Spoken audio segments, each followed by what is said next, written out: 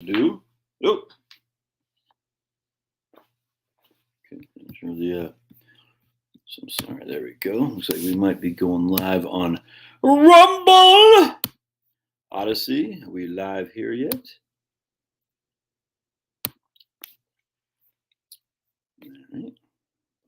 Okay, there we go. All right, starting soon. Okay, cool. All right, so we're not quite on Rumble yet. I'm not sure why we're not. Begin, yeah, okay, whatever. Okay. We're not quite on Odyssey yet, starting soon, but we are on, looks like YouTube. Yeah, sweet. Oh boy. Here comes baby cakes. Hop on up, bub.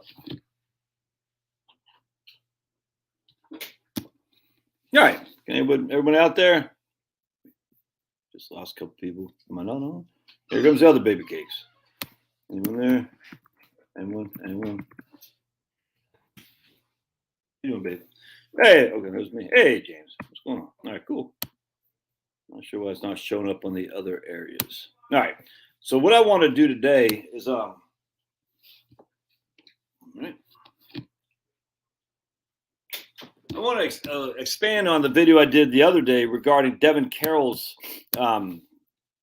Social Security strategy thought. I thought it was a pretty good video, and I ran some numbers on what he was using with my own thing here, if that makes sense. So, all right, cool. All right, good. All right, looks like we got some people here. Fantastic. There we go. Now we're on Rumble. Sweet, yay! All right, because I thought it was a good video that Devin did, and I put my response to that is basically assumes your rate of return and whatnot. That's the most important thing to look at when it comes to when to take Social Security. Obviously, rate of return, your life expectancy, all that. I mean, there's a lot of other things go into this, but I'm just saying at the end of the day, right on, Gary. On the end of the day, right on. At the end of the day, you have to consider how long you're going to live, what's going to happen to your wife if you die. If you're single, then it's really how long you're going to live and what your expected rate of return is. It's really just that simple. Now we do want to look at taxes. We're going to get all that here. So I want to create a sheet. All right. You got to make up your mind, baby case. Make up your mind. Right. I want to create a sheet because I do want to do this in a not formal, but a way that shows you 66, 67, and 70. And I want to look at it from terms of probability of success, taxes, and your ending value, if that makes sense. And so anyway, if you guys got comments, make sure if you have a question or anything to put it in caps so I can make sure if anything comes up on here. All right. Yeah, spare ribs at BOGO's spare ribs at Publix, by the way. So if you go to Publix, you get BOGO's buy one, get one for spare ribs here in Georgia. You folks down there in Florida, James, I think you're in Florida. You don't get BOGOs down there. You got to buy two to get one free. In Georgia, you just got to buy one to get one, or get half price essentially. So that's a pretty good deal. All right. So what we're going to do, I hope this makes sense. Hey, Don. Look at Don riding that Jeep. Riding my Jeep. Whatever. All right. So let's just go into let's jump in there, man. I want to.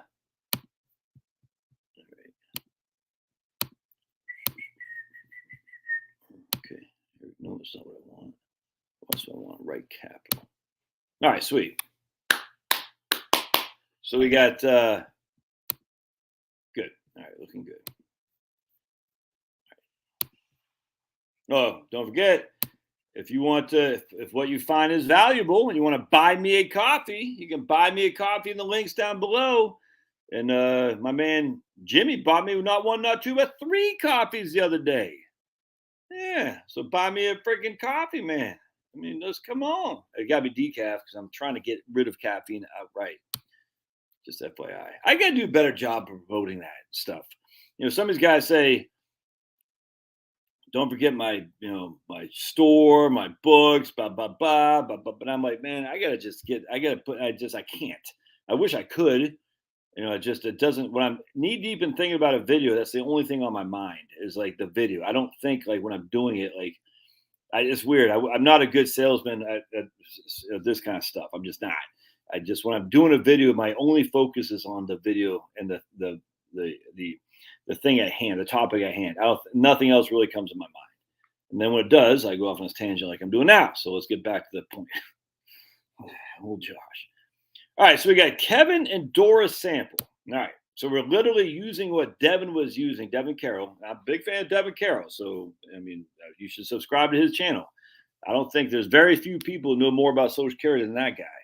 I'm not even sure Andrew Biggs knows more about Social Security than Devin Carroll. Andrew Biggs used to be the second in command at Social Security Administration under George W. Bush. I've interviewed a couple times, so Devin crushes. So you subscribe to his channel. All right, so we got Kevin and Doris. Kevin, they're both 62. All right, both 62. Their income is solely going to be Social Security. Kevin's going to get $3,000 at his full retirement age. Excuse me. Trying to work here. Scratchy. And then Doris is going to get $1,200 at her full retirement age. All right. Now we're initially going to have him taken at 62. Now, what's his name? Devin said he wanted to have them take $7,000 a month as their net income. $7,000 a month. All right. So I changed this. In the video I did before, I had him spending too much because at $7,000 a month adjusted for inflation. What I'm doing here is I'm doing 3 different lifestyles: the go-go years, slow-go years, and no-go years. So the go-go years is $7,000 a month. They're going to do that for 10 years, and it'll slow down to $6,000 a month, and they'll slow down to $5,000 a month. All right, and that's it. That's what their income is going to be, their expenses. And before you ask, what about health care? Yeah, right on. Local. No, I got you. No, I can't do live stream on locals simultaneously. It's weird, James. I don't understand why that is, actually. I wish the locals, especially given that locals and Rumble work together, I wish you could do live streams on locals simultaneously as Rumble. I can't. Maybe you can. I can't figure it out. But yeah, hubby only does decaf too. Loves his coffee. I tell you, man, I had some heartburn. I got rid of most of my calf. I don't have heartburn anymore. It's fantastic. Anyway. So Chicken Charlie's retiring at 52. So you look at ladies, Chicken Charlie's retired. All right. So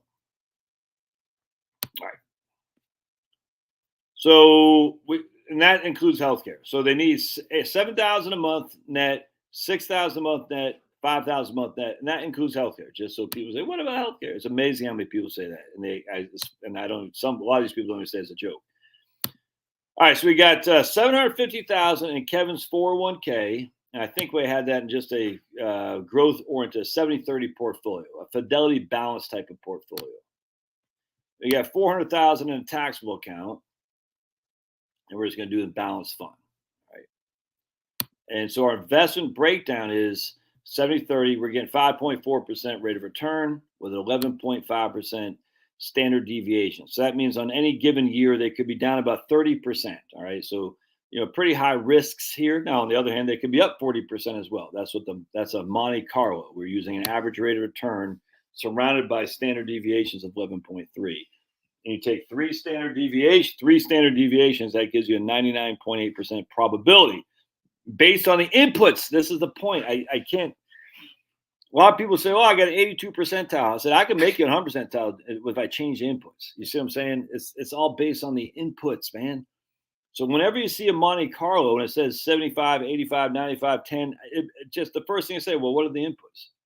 What did you use for average rate of return and standard deviation? You have to know this stuff. Just because it says 95%, I don't give crap about that if I don't know what the inputs are. All right, so let's keep going. And I've added this is for Target, just to show you later on, just a money market account. 3.1% money market with a 1.8% standard deviation. It's hard to have a money market account lose money, but we'll just run with it. And the reason I wanted to do that is because I wanted to show, if we can make it work with just a money market account with no real growth, why take risk if we don't need to? All right. Hope that makes sense. All right. So initially what we're doing, I had him taking at 62. And so right now we're going to go. So right now we got 62. Oops. Social Security growth. All right. And we got 81% probability. We're going to have cash flows we're going to have total taxes pay $233 in taxes, and the residual is the median liquid net worth is 300. Wait, current plan 191. Yeah, because currency. Yeah, 191. Actually, I'm just hold on a second. Pablo, you okay, buddy? What's going on down there, Bubs? All right. Just make sure these are all the same.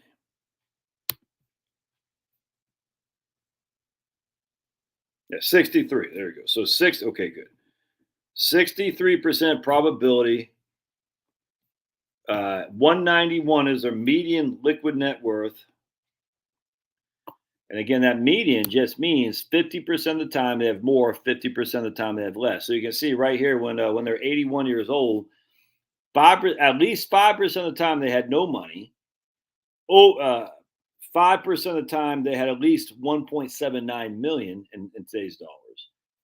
50% of the time they had 500 to 3,000. All right, so it depends on the rate of return. This is, because this is such a wide standard deviation, they could be way up here with 1.79 million, or they could be way down here with no money at 81. That's what a standard deviation is. All right. And we just go back to cash flows. And cash flows, if we go to taxes, they pay $242 in taxes. Okay. That's with both of them taking Social Security early.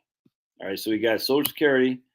We got Doris's, she had $1,200 a month, but because that's not her spousal benefit, her own benefit is less than her spousal benefit, so she's going to get a bump up once old Kevin files. All right, so Doris will get $9,240 off her record because it is reduced because she's 62. Once Kevin files, he'll get his benefit, which will be reduced because he's 62, but he'll still get a bump to old Doris there. So $34,000 for their portfolio for Social Security. All right, but they need $84,000. All right, so they're going to have to come up with $50,000 someplace else. All right, so if we go to accounts, and I'm not seeing the comments there, I'm just kind of yapping for the time being, but just hang in there. We're going to see we're taking it from the taxable account first, and I'm not sure I like that. So we're pulling it from the taxable account, which is probably going to make their taxes very low on the front end. Cash flows.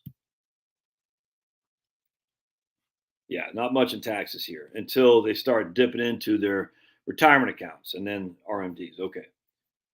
I'm not sure I like that. So we'll come back to that.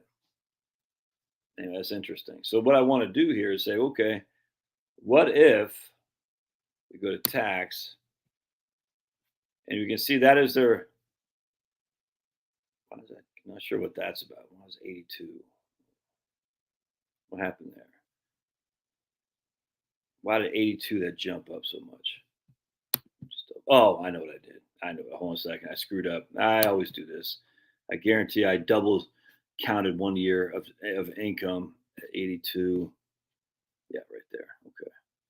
So 2043, I had them doubling up their income needs. All right, we don't want that. So 2043. Hold on just a second. Got to go back to profile. Got to go to goals, actually. Go to right here. 2042. There we go. All right, sweet. All right, so then we got to scratch what we just did because I was wrong. All right. All right, so 62, they're going to have a 70% probability of success. 295 is what they're going to leave as a median, okay, median liquid net worth. And we're going to see how much taxes they paid. Riding along my automobile, something, at the wheel. 220 in taxes. Okay, good.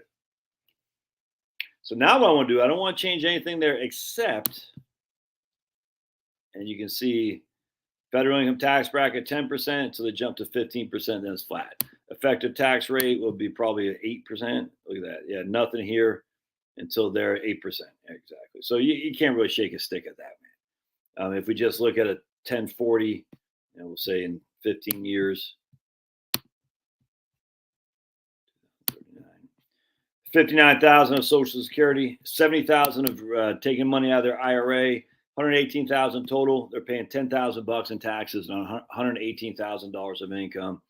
I mean, come on, Come on, man. Come on, man. You can't beat that. And very little to the state. I don't even know what state they're in, and I don't care. All right, so let's just that was pretty good. But now I want to try something else though.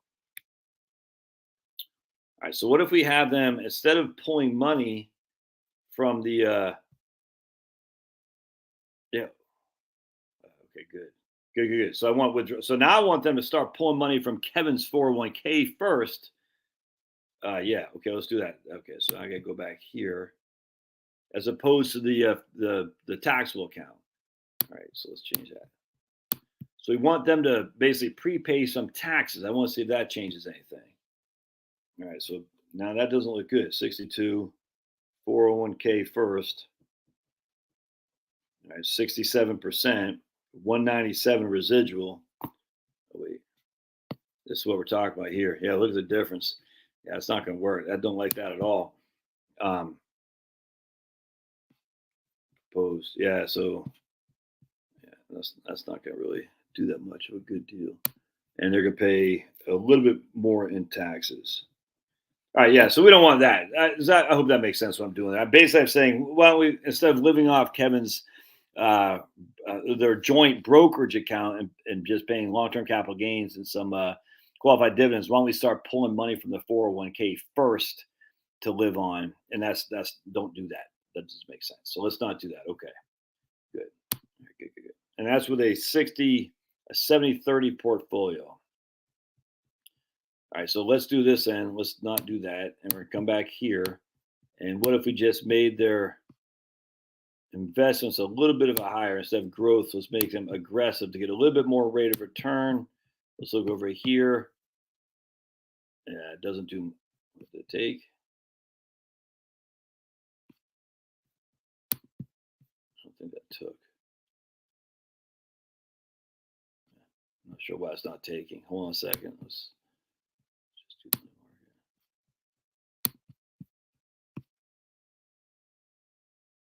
more. Huh, it's not taking on propose. Why is that? All right, so must be a glitch here real quick in the software. All right, so we'll just come back here. All right, we'll come back to that.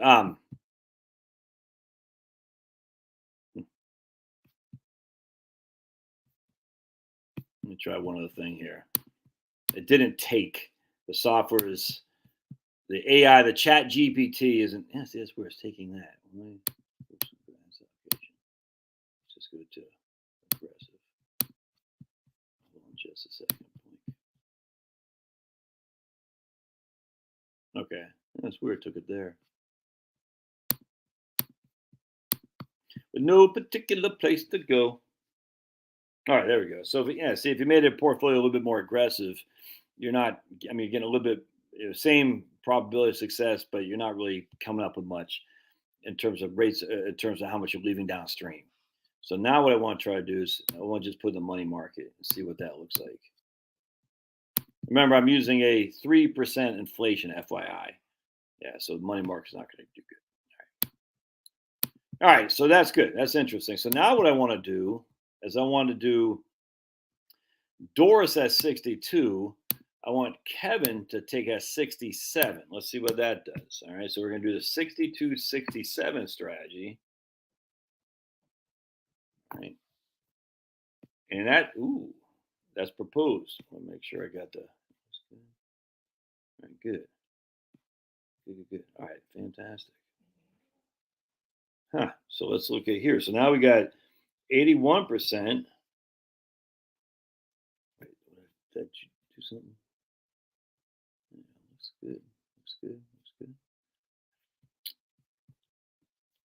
81% with 387 we're leaving downstream.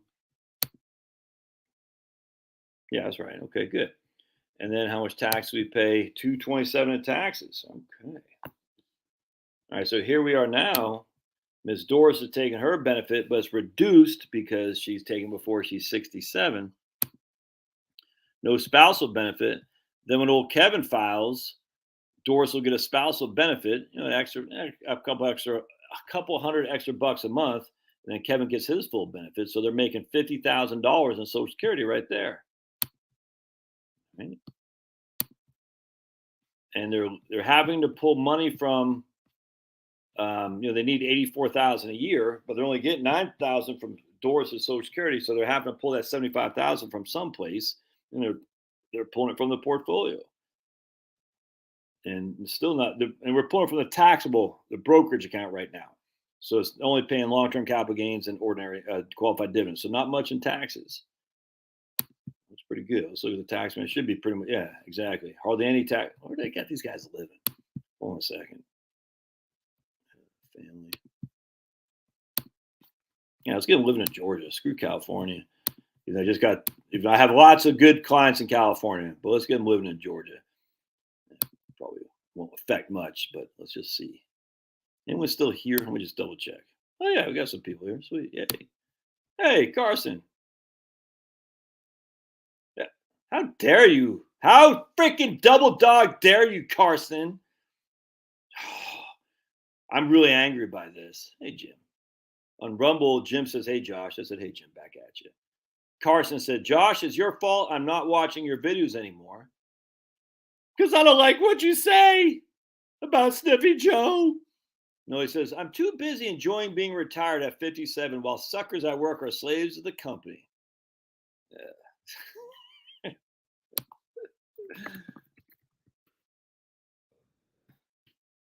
That's awesome. Dude, that just makes me so happy. Dude, I get paid to do this? Are you freaking nuts? Oh, my goodness. Oh, my goodness. That is crazy.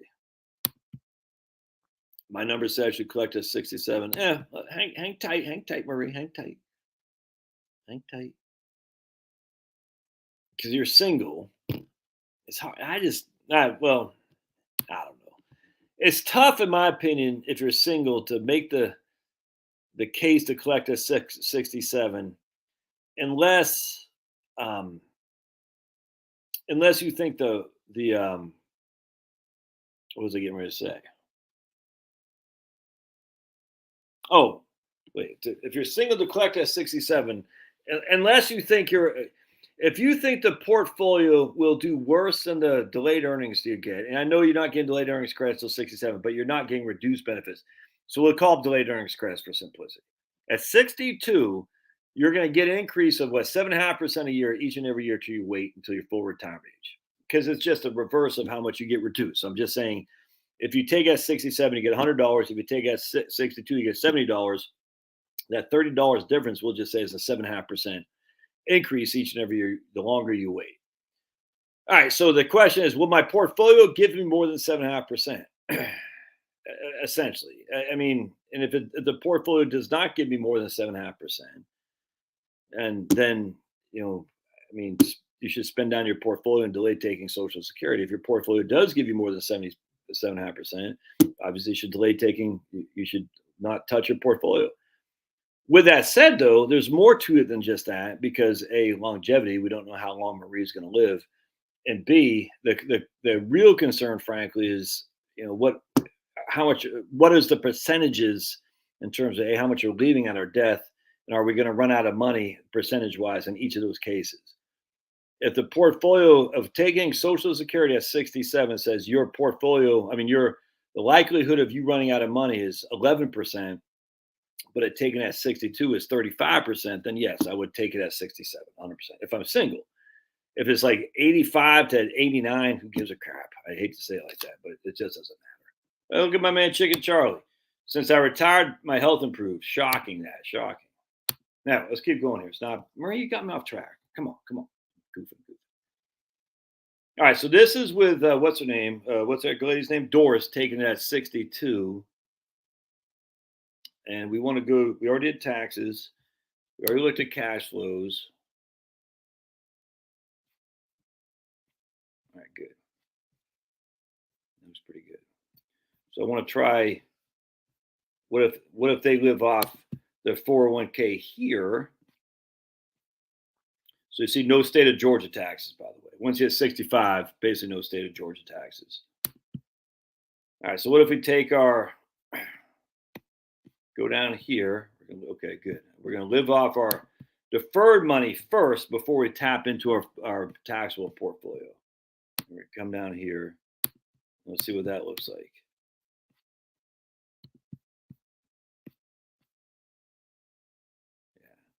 That does, yeah, see, still not a good thing there. Leaving less money. 67, 401k first. Leaving, paying less taxes, paying 40,000 less in taxes, leaving at your death, you're leaving 304, and you got a 78% probability. So, yeah, that's tough, man. Yeah, I don't know if I like that so much. All right, so let's keep going here. Oh wait, I gotta compare these two things. Oh, I got to change. Hold on, just a second. I got. Hold on a second. I got to change this. To do a true comparison, we got change Doris's. Yeah, right there. Kevin's taking a 67. If I'm mumbling, I just whatever I'm thinking in my head, I mumble, kind of like the Fat Albert guy. All right, so let's see what we got. Mr. Mumble or Mumble guy. Yeah. Yeah. So there's no benefit at all of them taking from his 401k first. No, I'm surprised by that. Actually, I thought there'd be a bigger benefit. All right, so now let's have Doris taking a 67. Pablo.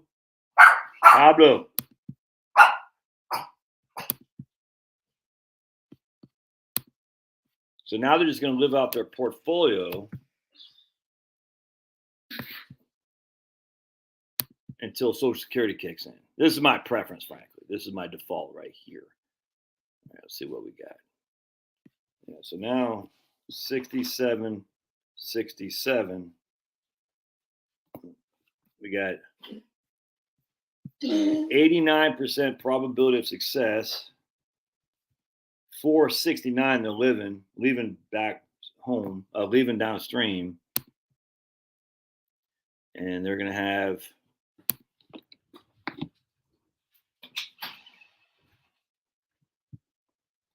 and they'll pay 170. Ooh, yeah, 175 of taxes. That's pretty attractive. Well, that's proposed plan.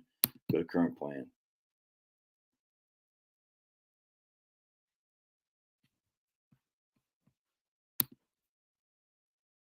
I'm taking. What's happening?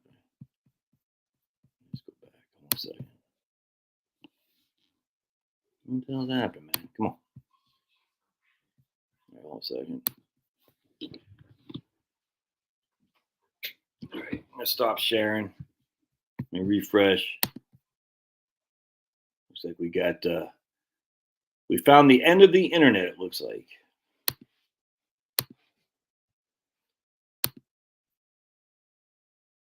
Hey, Jeremy.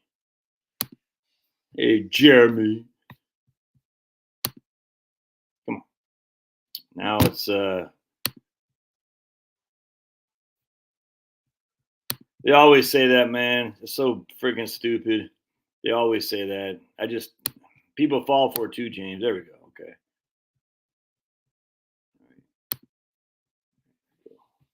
All right, sweet. So let's bring you back on here. That's why Republicans should just say we're going to expand Social Security. I mean, literally, just be simple. Now shut them up. So the Democrats up. Make the Democrats defend the rich. I don't understand. I don't want to get to it. I don't understand why Republicans. There's such an easy win. Make the Democrats defend the wealthy because the Democrats are the wealthy. We all know this. All right, so here they're not taking Social Security until they hit 67. So their first full year of Social Security benefits will be right here. They'll get about $5,000 a month, a little bit more than $5,000 a month.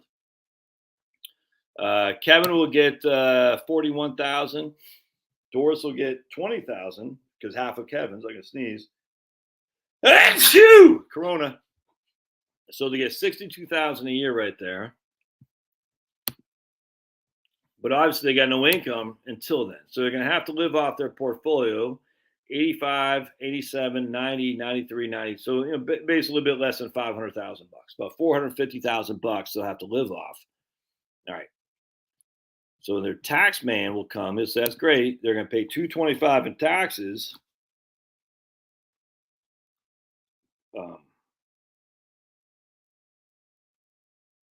what's that? 225? Yeah, 225 tax. Hold on a second. If we go to proposed plan, they'll pay 175. Yeah, okay. So that's 401k first. Okay. So 6767. It's 80. So 86% of the time, if they pay their if they pay the tax man first, i.e., pulling from Kevin's 401k first, they have an 86% probability of success. They'll leave 377 downstream.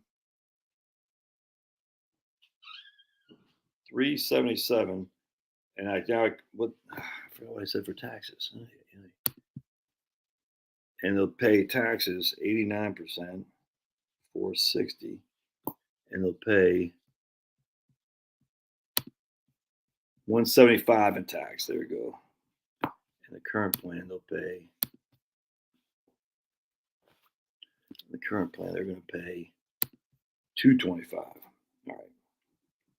Yeah. So still, it doesn't. I would still not pull it from the 401k here. I'd still pull it from the taxable account. So basically, what's happening is, while I'm waiting for Social Security to kick in, if I'm Doris and Kevin, I got that Fidelity balance account. I'm pulling all from there, because they got like 400,000 in the Fidelity balance account. So I'm exhausting that. Social Security kicks in. I'll have my taxes, my Social Security kick in. I still got to take some money from my portfolio, my 401k, and it'll be at $43,000 a clip. Now it works. Then RMDs will kick in. My taxes still aren't going up that much, man. I mean, look, 73,000 of Social Security, 45,000 of RMDs. We got $119,000 of income, $111,000 of expenses, and even our just taxes just aren't that big of a deal. And look at that effective tax rate, 8%. Wow. 7%. Wow. Oh my goodness. The tax man's going to kill me. Oh no. And then if we show it from the proposed plan, we pull the money first from your, see, I don't like that. Maybe I do like that. Hold on just a second. That is, ooh, maybe I do like that actually. Oh. Oh. Whoa. So they pull from, see, here's the challenge. If they pull from the 401k first, they'll be pulling 100,000. That's roughly we'll say 550. Social Security kicks in. So they'll pull $600,000 from their vessel assets in the first 6 years, and they're going to pay taxes on that. Then what happens though? They still need 53,000. They're pulling from the 401k, pulling from the 401k, pulling from the 401k, pulling from the 401k. I actually like that a lot. And then the 401k is exhausted, and now they're living on. Oh, I got a Roth. Where did that Roth come from? I guess I'm keeping a Roth in there. I don't even know where the hell the Roth came from. Did I have Roth in there? What?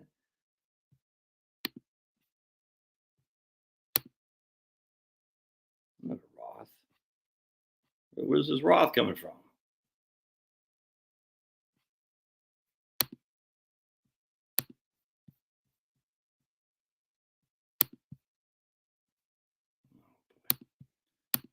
Okay, so I don't know what the hell that was about. So let's get rid of this right here.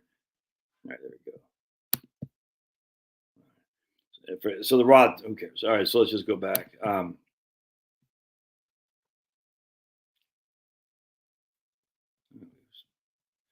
It's like, again, we've reached the end of the internet here. Stop sharing, come back and hit refresh. What is happening? This is just getting on my nerves here, the Right Capital stuff here today. All right.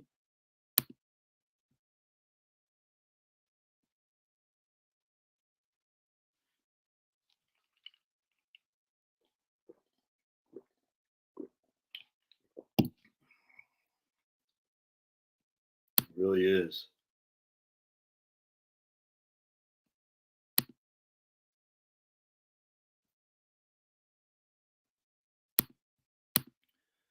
The most powerful feature of Social Security is the ability to provide a COLA benefit to lower earning spouse, especially after pension cease upon death. Yep. I agree with that. Close on my tabs, but Marie, I can't close my tabs because they've been up there for weeks. I promised to do videos on these things. I'm like a tab hoarder. I'm a tab hoarder. They've been up there forever. I'm going to do videos on them eventually. Hey. All right, there we go. Let's try this again. All right, here we go. So let's revisit this. Present.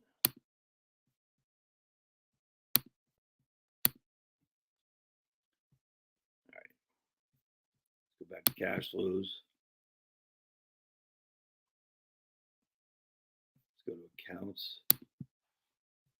Yeah, where's this Roth? Where's this thing coming from? I don't understand. They got a Roth in here. Why? I'm not putting any money into it. Oh, we're converting. That's what's happening. So everything I just did was, oh my goodness.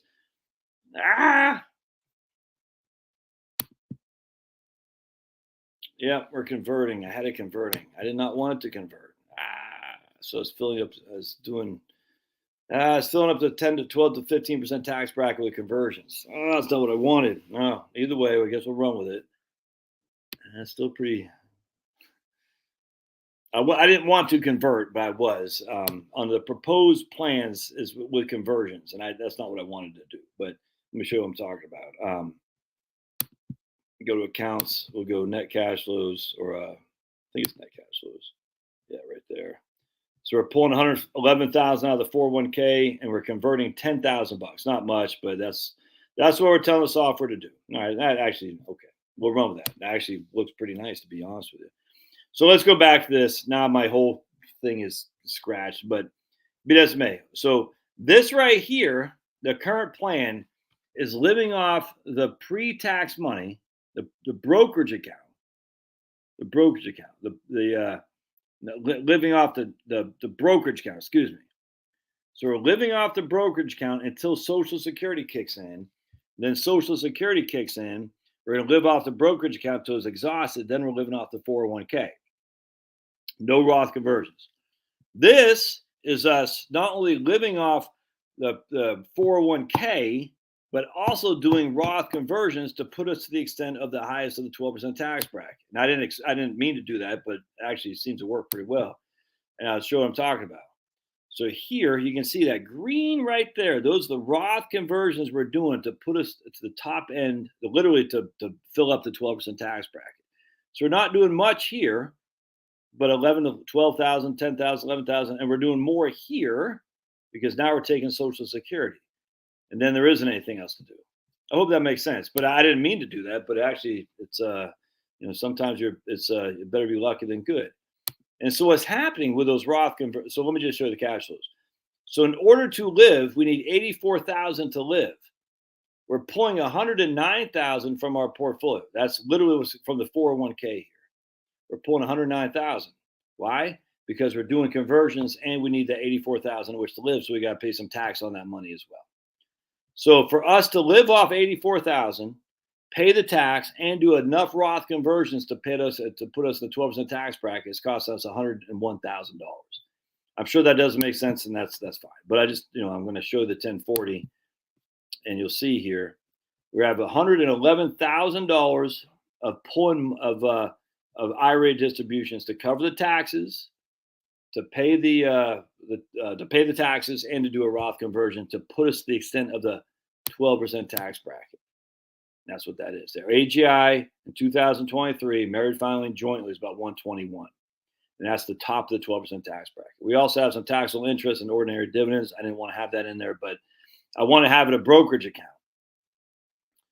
So we're living off 121 and we're paying $10,000, basically $11,000 of taxes. Now the drawback there, and you'll see the cash flows,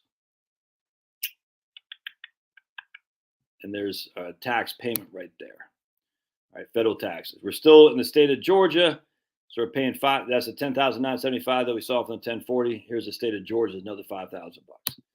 I'm not sure I'd do that in the state of Georgia because we wait just a couple of years, there won't be any taxes. But I tell you what, looks fit. So we're paying. Look at us. We're pulling $100,000, $100,000, $100,000. We're pulling $500,000 until Social Security kicks in. Then we're pulling 100,000, 100,000 until right here when our income needs go down a little bit. So basically, we're reducing our portfolio 1, 2, 3, 1, 2, 3, 4, 5, 6, 7. We'll just say 8 by $800,000 until we're in our mid 70s and our expenses drop a little bit because we're getting older. But we're still pulling in our portfolio. But we're expecting our portfolio to grow by, I think it's 5.3 or something like that, 5.4. Now, what happens though, check this out. We go to cash flows. So now we're living off less because we're older, and we also have less taxes to pay, right? Because we're living off less, and basically our 401k at this point is almost exhausted. Let's take a look at what that 401k looks like at that point. Yeah, at that point, there's no more money in the 401k. So everything we have now is in a brokerage account and a Roth IRA. And then when we die, all these are tax-free to that kiddos. And this is the linear rate of return right here, guys, at 5.4. Like, yeah, it's okay if you're not following all this. I'm kind of yapping to myself, but let's just go back. But man, I tell you though, let me just hold on a second. Let me show what I'm talking about. So we're paying $175 in taxes in the proposed plan, but look, the taxes are all on the front end. See, I just, it's hard for me to, I don't like recommending that, man. Cause I'm like, do you really want to pay all the, you want to front load your taxes while you're, freaking partying like it's 1999? Yeah, we're going to pay 50,000 more in total taxes, but the taxes aren't really going to hit us until the back end. Yeah, I don't like that. I'm sorry. Count me stupid. But I can't lie to you. I do like this right here. That looks sweet to me. But look, you're paying 14 state and local, fed and state, 12. All right. You're paying that on the front end for the next basic 10 years to avoid 8 in the federal, 8 into the federal, 8, 9 to the federal. So you're paying more on the front end of your retirement in order to avoid less on the back end. It's hard to justify that. I love the idea of having no taxes later on in life. I think it's fantastic. I don't love the idea of doing it while I'm living off my portfolio. I think it's too risky. I did it because I'm working, and hopefully you guys will still be here to support your old buddy Josh, and YouTube won't ban me, so I can make enough money to pay the stupid taxes. Right, Jeremy? Jeremy says, how dare I break down the barriers to retirement? So I would not do this because I don't like when I'm living off my investments, assuming my investments are going to give me a stated rate of return where I can make it up at the back end of my retirement. I think that's a risk too much. I like doing it like a guy I was talking to the other day. He was, he's making 170 or something like that, and he's freaking hell bent for leather for leather on doing Roth conversions into the 24% tax bracket. Until when he retires, he's basically going to be like me with no more 401ks. But Josh, I get it. I get all the but Josh, but Josh, this, I get all that. For me, I'm done now. I don't have anything pre-tax. I'll never have anything pre-tax ever again. It's just, but Josh, I get it. Don't want to hear it. I'm done with it. I don't want to worry about the albatross called the tax man on my back. With that said, though, if I'm a new retiree, I'm not sure I want to be paying an extra bill of almost a mortgage payment on the front end of my retirement. So that way I can have, pay 14% tax on the front end of my retirement. So I can have avoid, 5% tax in the back end. I don't like that at all. All right. So that's, I want to try something else here. I want to go to profile. That's what both of them taking at 67. That seems to be the way to go right now, in my opinion. We had 62 versus 67. Let me just let me do something else here. I still kind of want Doris to take it at 62. Let me just kind of go down here. We're going to stop the tax planning stuff. We're going to have Doris taking at 62 again. All right, so here we go. All right, good. And Doris is going to take that 62. Let's just see the difference here. 81% versus 89. They're leaving about 80,000 less. Doris took at 65.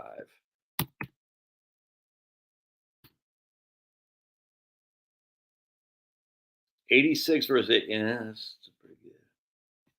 All right, so let's do Doris at 62 and then Kevin at 70. So 62.70 that I talk about on occasion. Ooh. Oh, kind of digging that. Yeah, they don't really even get near the bottom of the barrel until like 81. And then I'm just, if things go south, just tighten your belts for heaven's sake. Let's look at a cash flow perspective. Yeah, that 62.70 is a nice maneuver, man. All right, so again, we're going to go back to the current plan where they're both taking at 67.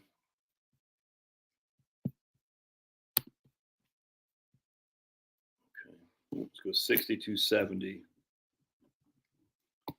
So now we got no money coming in. We're living off roughly 100,000 from our portfolio. We're not doing any Roth conversions, just FYI. So I stopped that. Right. Now let's look at this.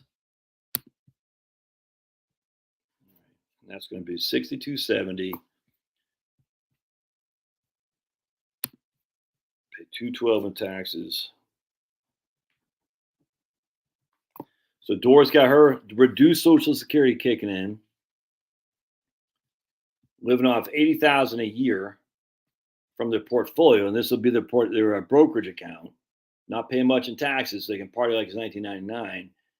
The brokerage account will wind down, and now we're going to be pulling it from the 401k, and then Kevin's Social Security is going to kick in right here, and it will give Doris a big bump as well. Yeah, so here's Doris but Doris won't get that bump until she's 70. Because Kevin won't be able to, she won't get spousal benefits until he files. So she'll get $75,000 spousal benefit if Kevin files. He's gonna get 1.4 million, and she'll get 75,000 spousal benefit when Kevin files at 70. That's still, I don't know, man. I mean, obviously want to do that if Kevin were to die before Doris, certainly. But from a tax perspective, it's not that much difference. 212 versus 225. It's not that much difference, man, either way. So both taking that 67 is right here. Kevin taking that 70 and Doris taking that 62 is right here.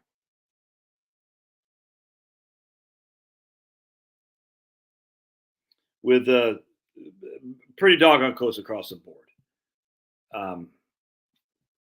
So 60, yeah. So let's look at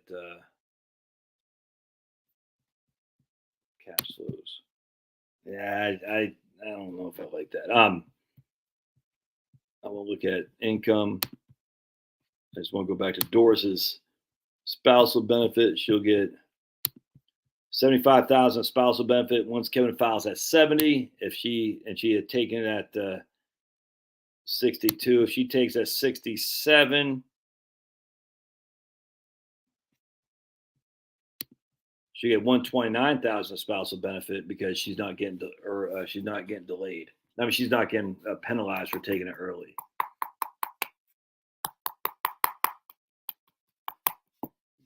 Just go back to both taking it early. Hold on a second. Again, I'm probably mumbling a little bit. Just bear with me.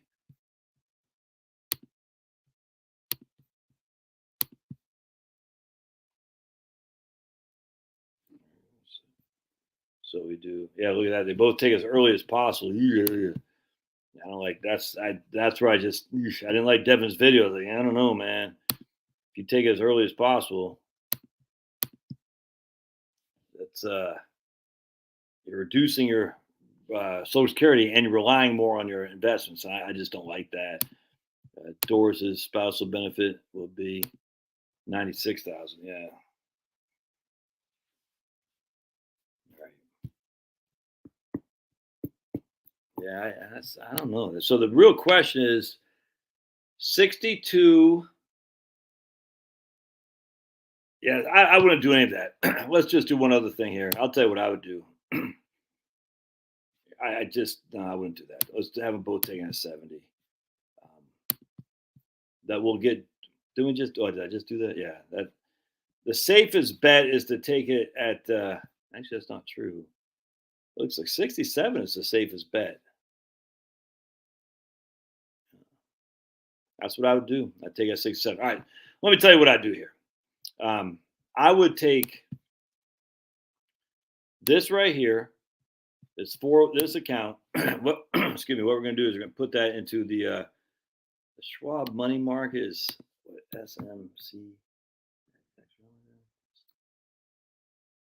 Schwab. What's the anybody know the ticker for the Vanguard? I need a ticker for money market. The Vanguard at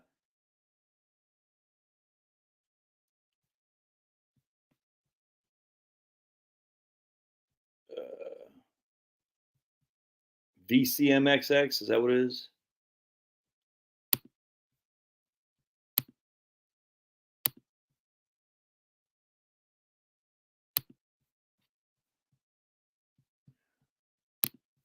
VC.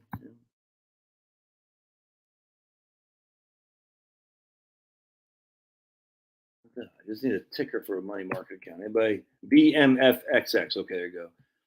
Thanks, Jeff. VMFXX. There you go. And so what we're going to do is we're going to put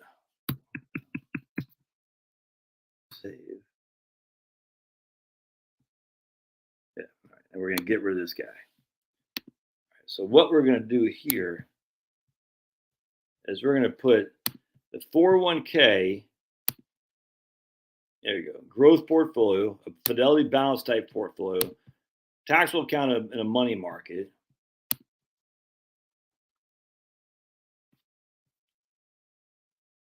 So the current allocation is 4.7% rate of return expectations. So it's about roughly 50-50. All right. And we're going to go to retirement. And what we're going to do is we're going to take Social Security at 67. Oh, yes. I'm digging this already. All right. So let's go to retirement. We're going to take Social Security at 6. Yes, right there. Right there. That's the freaking, that's the cat's meow, man.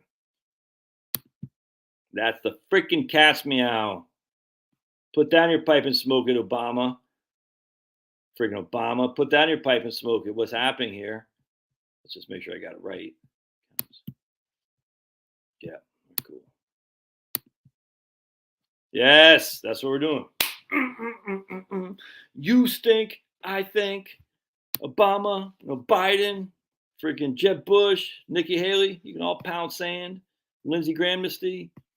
All right, that's the way to do it right there. So what's happening here is we're going back to the old-fashioned freaking, just what I started this whole channel on, the barbell, dudes. I love the barbell. But it's not, well, that's freaking Rob Berger, whatever the hell his name is, but it's not efficient, or what the hell they say. It's a scam, or whatever. He didn't say it's a scam. Who's the other guy? My man Fritz was on. I actually like that.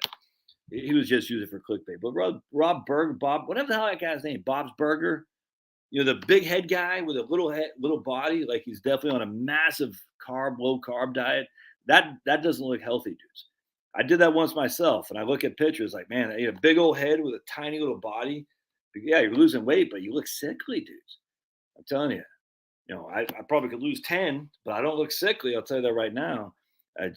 Anyway, so whatever that guy's name is, Bob Burger, something like that, about the inefficiency of the barbell. All right, so the barbell, it works because it's so freaking easy. So here we got, it's just the way to go. Oh, we got, hold on a second. We got friggin'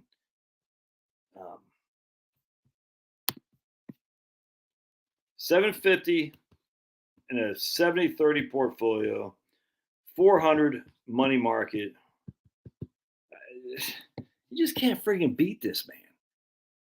Look how awesome that is. We need $84,000 a year net income. we're going to take Social Security at 70 or take it at 67. We take it at 70, we got 93% probability of success, leaving to the kiddos 300,000. If we take it at 67, we got 92% probability of success, leave the kiddos 326. If we have, let's say 67 and 62 right there for Doris and what's his name, Kevin. Look at proposed plan. 81, yeah, that's, I don't know. And then we'll just do 67 and 70 and 62. I don't think you need to make any more of a mountain out of this, man. Yeah, I mean, that looks good, but it's not enough. I just say, look, just let Doris have her full spousal benefit plus a full full spousal benefit, and you, Kevin, take your full benefit as a spousal, as your own benefit, retirement benefit, and let's just do her as 67. There's just not enough, not enough benefit in not doing like this. And now we're at 96 and 92. All right, so basically this is Kevin taking at 70, Doris taking at 67. Yeah, that's probably your most optimal strategy, and you can make that choice at 67. But either way, I would say live off your cash, 100, 200, 300, 400,000 bucks. Basically, that will exhaust your cash bucket right here. If you go to accounts, yeah, so that brokerage account is exhausted right there. Our 401k is at 934, all right, because it grew from 785 to 934, again, a 5.2% clip or something like that. Actually, let me just one other thing. I want to take Social Security at 65 so that once we're on Medicare, we take Social Security. I think we overlook 65. Well, I know I do. Like 62, 67, 70. Still not. I like anywhere between 83 and 93%. I like. If it's below 80%, it makes you a little bit nervous. If it's 75 or below, I think you need to cut back spending. If it's 95 and above, that means you're spending too much. So this is acceptable. This is acceptable. My preference, frankly, would be wait 2 more years to take Social Security, but be it as it may. Both of those are acceptable. Absolutely. And we go to current plan. So we're just living off our cash. And what do I have our cash getting for a rate of return right now? I think it's 3% on cash right here. Yeah, 3.2% on cash with a 1.8% standard deviation. All right, and so that means that, in any given year, you could be down your money market account. Not likely to happen, but I'm still showing that could happen. That's just the way to do it. Cash, freaking, a Fidelity Balanced, Wellington type portfolio, because Fidelity Balanced, I think, is a little bit more aggressive than Wellington. Maybe not. Anyway, they're roughly about 70-30. Cash, Wellington, Social Security at 67. Done, and done. Let's just look at the tax man. Yeah. Oh my goodness, I'm in a 8.5% tax bracket. Heaven to purgatory. Wow, effective tax rate, excuse me. That's our effective tax rate. Our tax bracket is 15. So our effective tax rate is about half our tax bracket, man. Oh my goodness, look at this, Josh. I'm at a 7.7% effective tax rate. Oh, what that guy say with the Hindenburg, the fake Hindenburg thing? What did he say? The humanity, how he just happened to be there. That was amazing. So here we got 77,000 Social Security, $41,000 of IRA mandatory distributions. That's about 110. It's almost $120,000 a year of income. 77,000 Social Security, $42,000 of IRA. So I take my trusty calculator, 42 plus 77. That's 120, 119 to be precise. We're paying $4,000 in taxes on 119. Oh, Biden, pound sand. Nikki Haley, pound sand. Who's the other cons that are getting ready to run? Whoever the other guys are, I don't care. Y'all stink. Mitch McConnell, get out of here. Friggin' losers. Zelensky, out. We don't want to see you around here anymore. Look at that. That's just a thing of beauty. Let's go to proposed plan. Off the top of my head, I can't remember what the difference was anymore. But remember, if you're going to do it, y'all can do this right, Cap. If you're going to do this, you got to change that year right there. It doesn't do it automatically. 66,000 of social, 52,000 of IRA distributions. We're paying $7,000 in taxes. Oh my goodness. Yeah. Anyway, the point being is when you have some side cash, it gives you more opportunity for which to pull the money on. So let's just do one other thing here real quick. And then we'll stop and we'll see what comments the peanut gallery has. Let's go to cash flows. No, wait, what did I want to do? I want to go to, that's what I want to do. We want to do this customized. Let's just go back to current strategy. There we go. Oh, that's just such a thing of beauty. So easy to implement. No harm, no foul. It's a thing of beauty. All right, so we're not going to do any Roth conversions. We're just going to simply say, pull the money from the pre-tax account first. I just want to see what it looks like there. I just want to make sure I don't want to do Roth conversions. There we go. There's not really much of a benefit this guy doing Roth conversions. Pull the money from the pre-tax account first. Got to go down here to change that guy. Look at this. 89. Yeah. So again, this is where we pull the money from the 401k first. This is where we're living off the cash first. Less probability of success, leaving less downstream. Let's look at total taxes paid. 207 on the proposed plan where you're pulling money from the 401k first versus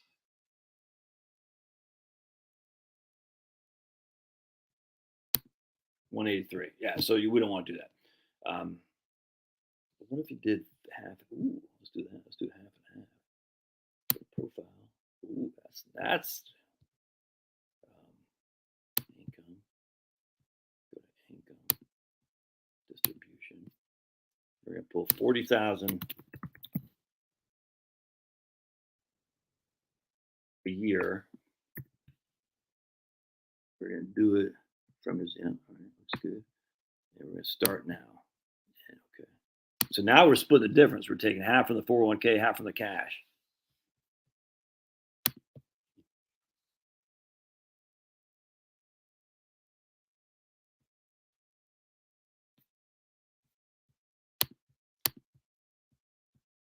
Get rid of that.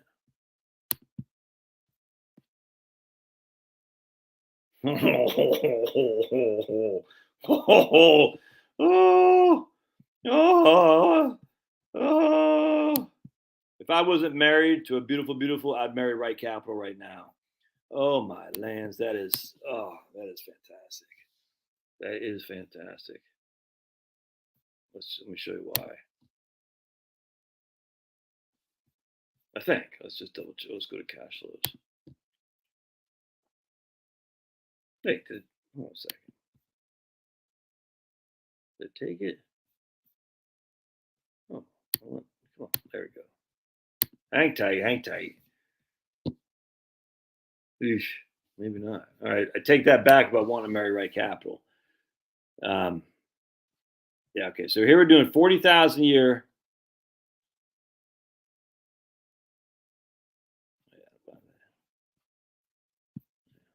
All right, let me set this up. I don't know.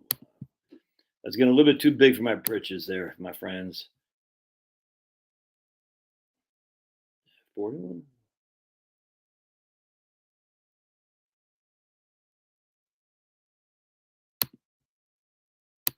Why did it stop? Why did it? It's not enough. Did I not have it in a 401k? Yeah, 401k. Why did it stop? I want it to stop. Can I? Okay. Anyone still here? Hey, right on. Why did it stop? I didn't tell it to stop. We didn't run out of money. Yeah, why did it stop in there? Oh. There we go. Okay. Sweet. Yeah. All right, so let's go to current plan. So now what we're doing is we're saying, all right, Josh, or Kevin and Doris, split the difference. You're going to take 40,000 from Kevin's 401k. You're going to take the rest of the income you need from the savings account. Or the money market account. So 40,000 from the 401k, 50,000 from their money market account, which means we're going to pay a little bit more taxes on the front end. I grant you. Our total tax payment, it's a little bit more than I would have liked. Yeah, I'm not sure that's the way to go. Not so sure that's the way to go.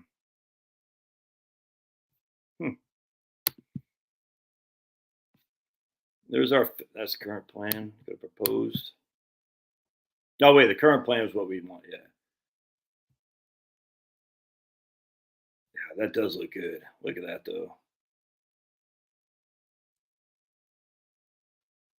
I see what's happened to the proposed plan now. Okay. Yeah, that's not worth it, man. Not worth it. So the proposed plan, we're basically saying take $40,000 a year. On top of that, we're going to take another 72,000 from the 401k. Yeah, and so our taxes down here are going to be nothing. But that's not the way to go. Okay, that's what's happening there. So hold on just 1 second. Yeah, that doesn't look good to me at all. I mean, it looks good. Don't get me wrong, but it's not something I could feel. Yeah, that doesn't. I don't like it. I'm surprised by that. I thought that might be better. I don't think I'd do either of those. I think I'd live off the cash until the cash runs out. Take Social Security and live off your 401k. Just that simple, man. Literally, it's just that simple. That is the best bet, in my opinion, you got. It really is.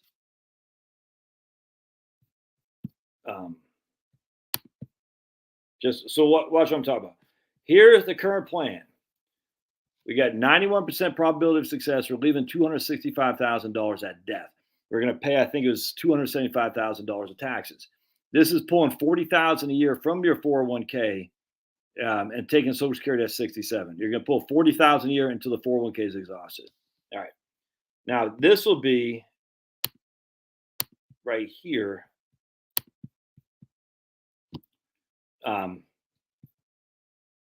Yeah. Well, actually, hold on a second. I want to get rid of this. Not doing anything. Not pulling anything from the 401k until your cash account's exhausted.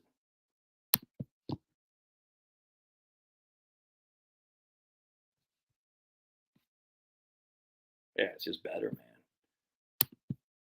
It's just better.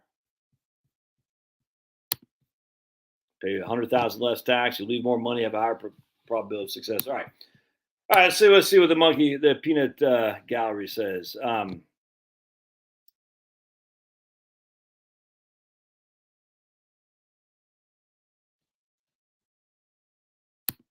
Another case of not paying their fair share. Who's that?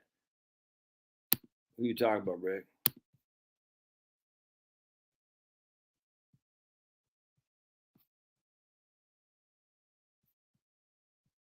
Josh, if you are going to be living only on Social Security of $36.50 a month, you can start changing.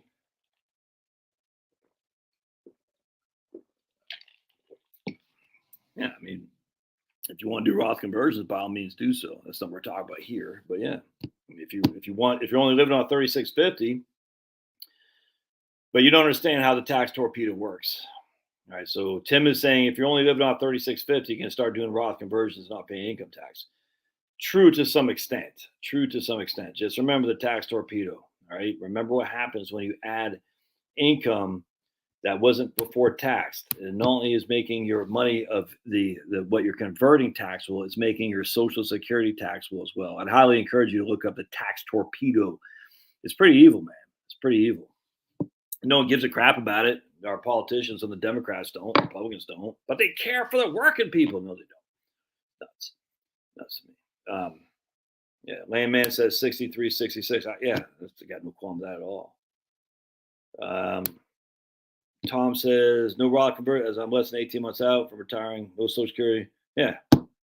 Well, I'm glad you came back there, Tom. I mean, it seemed like you were a little bit offended by a guy the other day I was talking to, so I thought we lost you. I'm glad you're back. So good on you, man. Anyway, so by no Social Security till 67, they both take it. Right? I understand. 4 years cash, buckets. It's so simple. It's like so simple that even a caveman can do it. Tom, a caveman. Yeah. Why are you doing that, baby?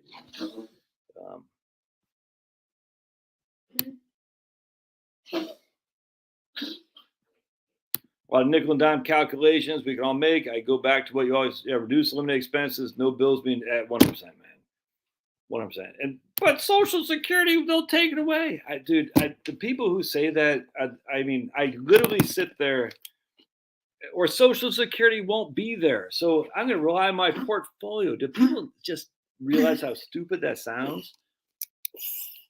I'm going to rely on my portfolio because, okay, yeah, a cat ball or a hairball. Like, if Social Security is not going to be there, your portfolio isn't going to be there either, fools. It's the weirdest thing I've ever heard in my life. Or like, I'm not going to, what they say?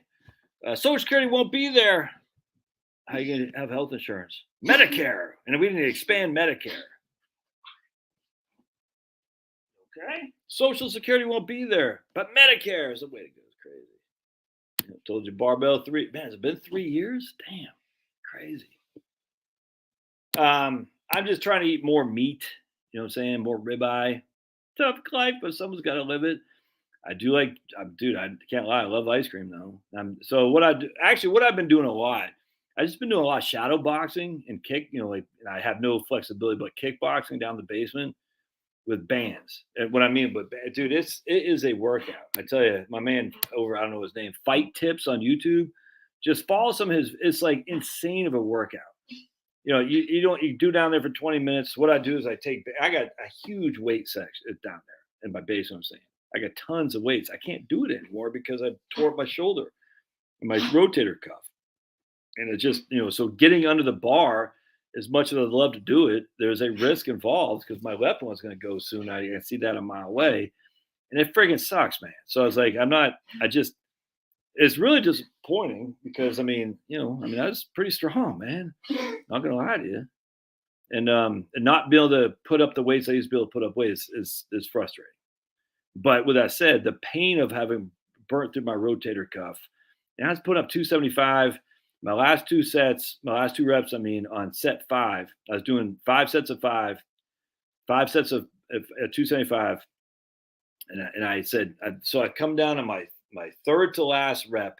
I could feel a little bit of pain, put it back up. I said, all right, I just burned through this. So my second to last rep, I was like, yeah. And I said, just, you got one more, be a man. I put it up there about halfway, and it went pop. And it just collapsed right back on me. I rolled it off, and I was on the ground for like 5 minutes and just sheer agony. It hurt so bad. I'll never forget that. I'd never want to go through that again. That was, literally, it was like, I was like, they're gonna have to amputate my arm. It was horrible. Anyway, so I remember I was trying to get by it. I saw some videos of what you can do if you got to, like, you can stand up against the wall, do like this, and that helped alleviate the pain for a little bit. But I just had to give up, and I said, I need this. I can't sleep at night. I was doing videos like trying to write with my left hand, and I'm not left-handed, and because anytime I put up like that, just a horrible pain. So it sucks, man. I got all these weights down there. I'll probably just give to a freaking boys club or something like that. I spent a lot of money on that stuff, man. Squat bar, squat belt, squat rack, all kinds of stuff. Dude, what is going on? But anyway, so now I just follow this, shadow boxing routine. It's a huge cardio. And then just take some bands and you can get a good stretch. My man who does my website, Dave Simon, he was literally a bodybuilder. He did the same thing with rotator cuff. He says he does a great workout with just bands. And he's right. You can do a great workout with bands. It's great. You'll never get the same dopamine rush as when you're putting up some heavy weights. There's something about squatting 315. I was up to three. Let's see, I was up to 315 to 25 pounds on each. That's 365, something like that. Yeah, I was up to 365. There's something about squatting that much. It just makes it feel good, man. It makes you feel, I can't explain it. It's just, it's a rush. There's no other way around that. And I never got to 315 on the bench, but I was getting there.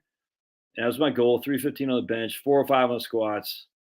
I can't remember what the deadlift was. It wasn't 405. No way I could ever got that. My forearms aren't strong enough. But I was getting there, and it's like,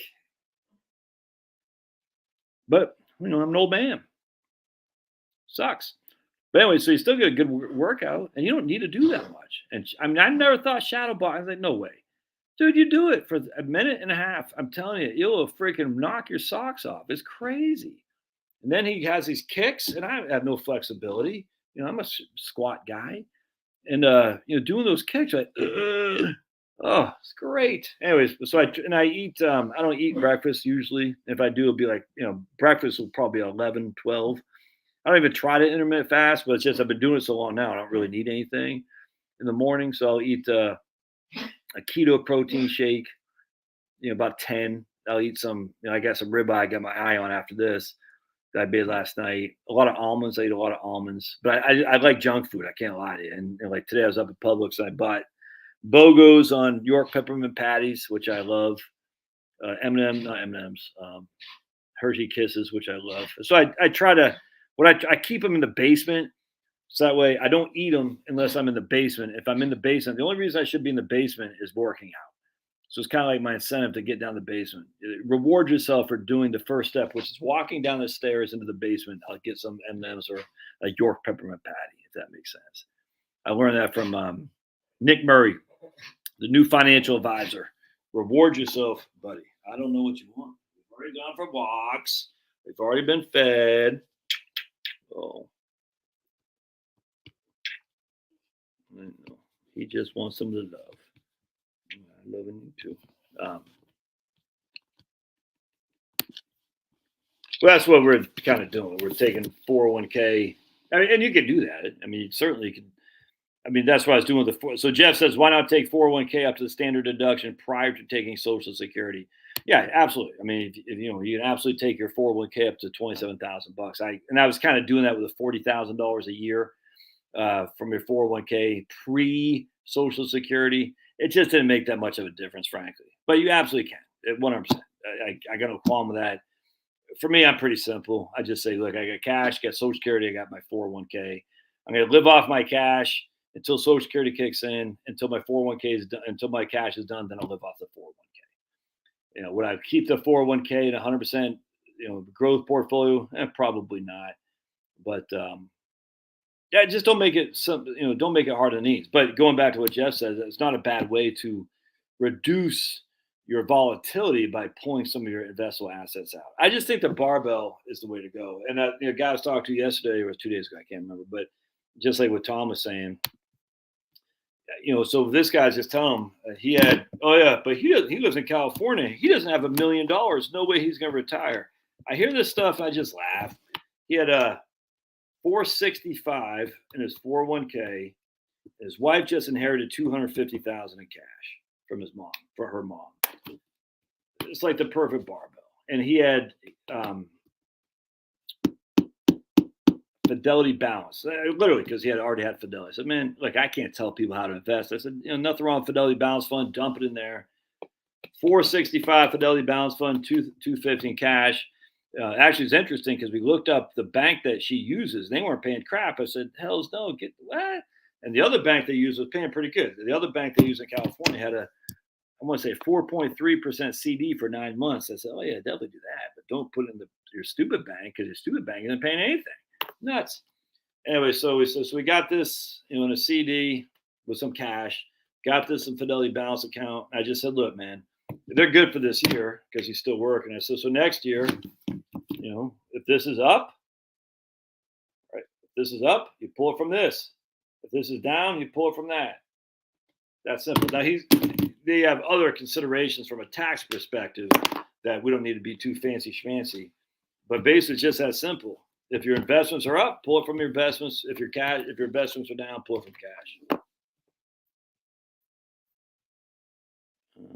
I use Right Capital.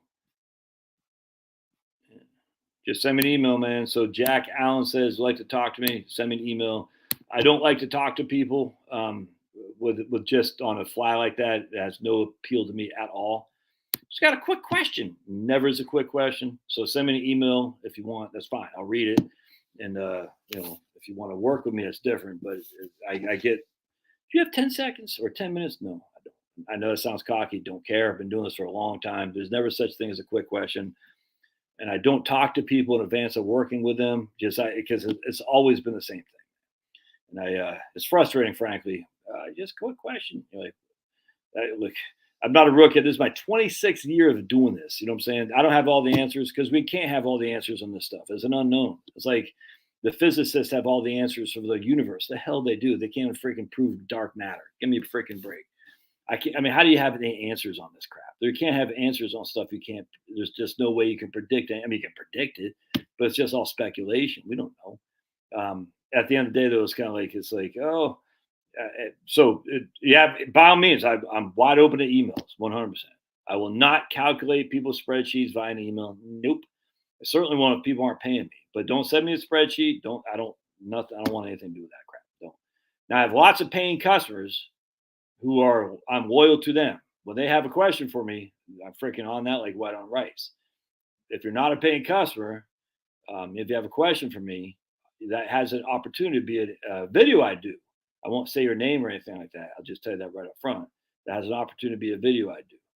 But if it's a question about, hey, I get this question probably 3 or 4 times a week. Here's a spreadsheet. Just wonder what your thoughts are. I just delete. No desire to do that. My time's valuable, man. Your time's valuable. My time's valuable. People like, can you just look and make sure I'm not missing? I don't even respond. There's a guy named Michael Blue Jay, a big green guy, big lib. I like Michael Blue Jay out of Texas. And I forgot what it was. I remember a long time ago, I emailed him. I had a question for him about something I can't remember. And I forgot what it was. I think I wanted to interview him actually, because he's not an idiot green guy. You know what I'm saying? A lot of these greens are just stupid. They just don't know. They're not ignorant. They're dumb, and they're proclaiming their stupidity by thinking we can run the world on solar and solar photovoltaic and then win. It's just idiotic to say that. Michael Blue Jay isn't like that. He's a smart guy. And but anyway, long story short, I wanted to interview. I forgot what it was. And I emailed him, and he emailed me back as Kurt, and it was okay. And I remember I was like, whoa. And I remember thinking, I wish he would never email me back. And he was curt and to the point, and I was offended by that because like, oh man, and he should not have emailed me. But now that I'm on that same side where I get all these emails too, I don't bother emailing because people will take it wrongly. And I know that guy, Michael Blue Jay, is a good guy. I follow him. I haven't looked at his website in a couple of years, but I like him. I know he's not an ass, but just he gets lots of emails, and he felt he was probably being polite by emailing me back. He should have just deleted it, frankly. That's what I've learned. And so if you email me and it just gets deleted, it's not that I didn't read it, not because I will email you a curt response back, and that's not going to make me look good, and you'll think negatively of me. That's for sure. Yeah, there goes Tom. Talk about Jeff's taking up to the standard distribution. 100%, man. I think I think a lot of people get way too intense on tax stuff. Frankly, it's not. I mean, I do. I love it, but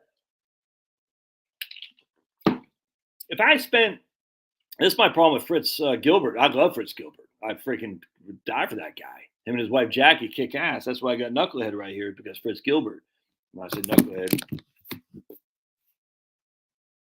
right there.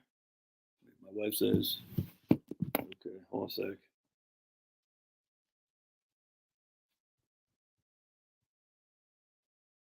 Go to Atlantic City.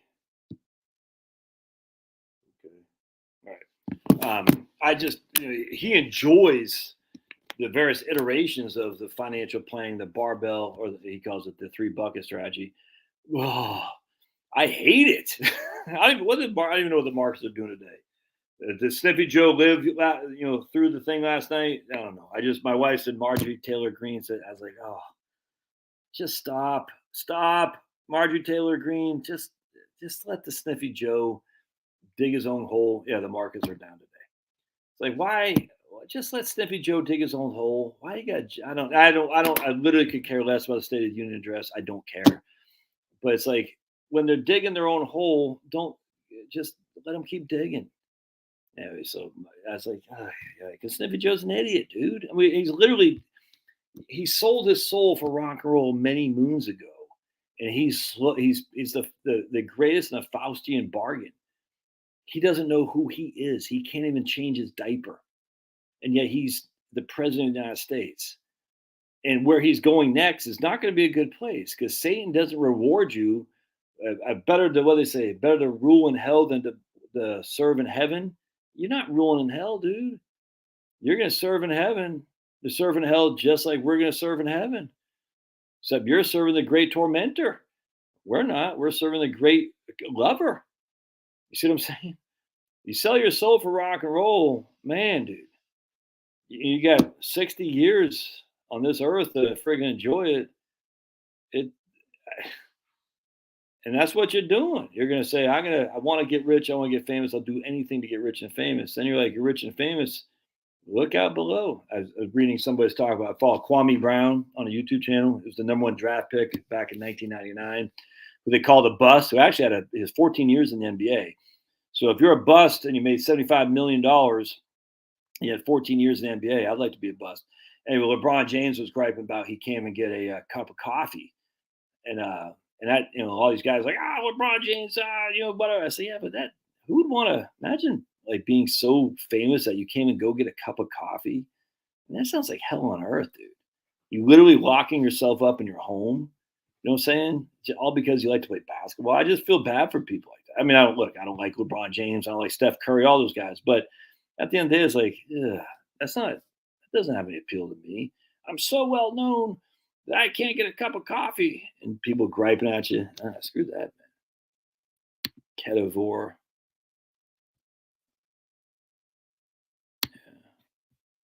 No, Penelope. Our resident bot says, and I like Penelope. Penelope's a lib, crazy, lib, loon. We get it, but she's a good sport of it. I called her a bot, but she's a real life human being. We think. I haven't seen any blood work done on Penelope, so she could easily be a bot. But she says, I'm in Arizona. We can't afford to be wasting water like that. Yep. No decaf comfort for me. Just a waste of water. That's funny. What about Medicare premiums? What affects it?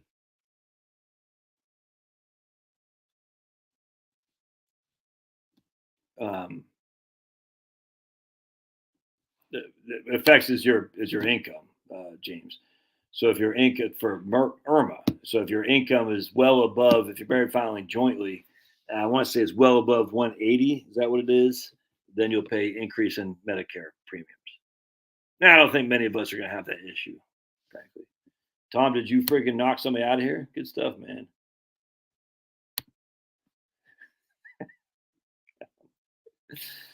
Oh boy. Wait, what's going on Rumble here? I keep forgetting to go back to Rumble. Hey, we got more people on Rumble. Cool. Tax Torpedo. Yeah. What's your YouTube channel? It's Heritage Wealth Planning. Pixel Beach Surf. When we did exactly other than we did 64 and 66. Raw filled the leftover. Right on. Pixel Beach Surf. Right on, man. Oops. Hey, you can actually click on the person on Rumble and show you if they got a channel or show you what they cool. I didn't know that. So I'm gonna click on Jeremy. And Jeremy's got a picture of his Jeep that he rebuilt by himself. There's Karsten. Too cool to watch any of my videos because he's too happy retiring.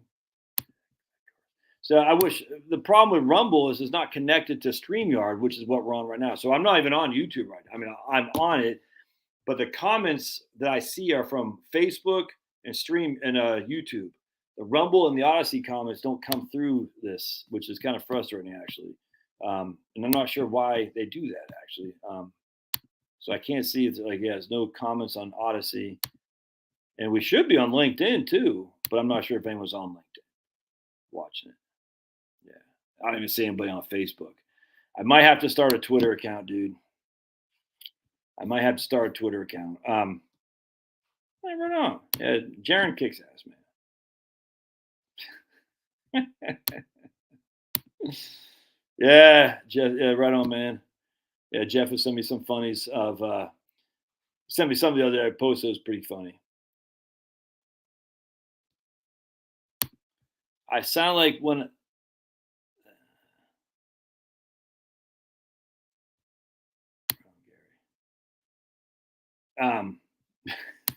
the earth is flat, why is my bill round? That's funny. If you grab Pablo's snout, hold it closed, put one finger over his nostril, that'll stop him that. If you grab his snout, hold it closed, Put one finger over his nostril. How does he breathe?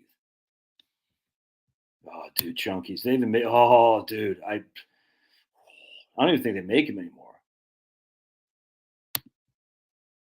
Yeah, dude.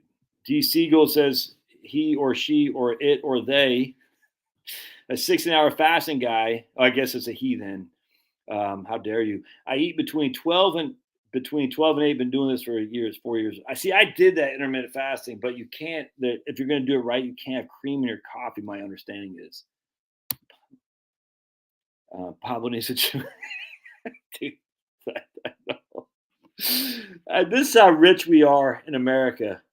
I never had ribeye ever in my life growing up. We had liver. That was our meat, was liver.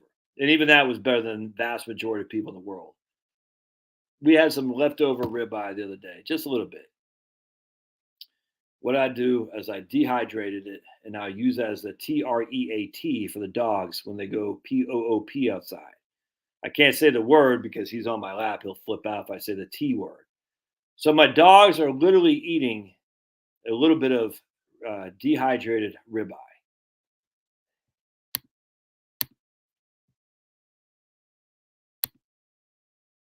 Yeah, no, I know. I hear you, man. Forget the weights, folks in the cars.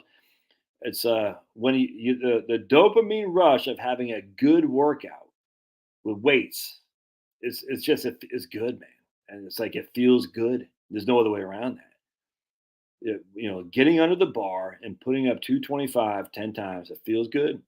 Especially if a couple years earlier you couldn't put up 135. You see what I'm saying? But stretching your body with the resistance bands, not quite the same, but it still feels good. You still feel in your arms, you still feel it feels good. There's no other way around that. Tom had rotator. Yeah. Slowing the rate of decline, 1%, Tom. Ooh. Yeah, that's oh man, I forget that's good.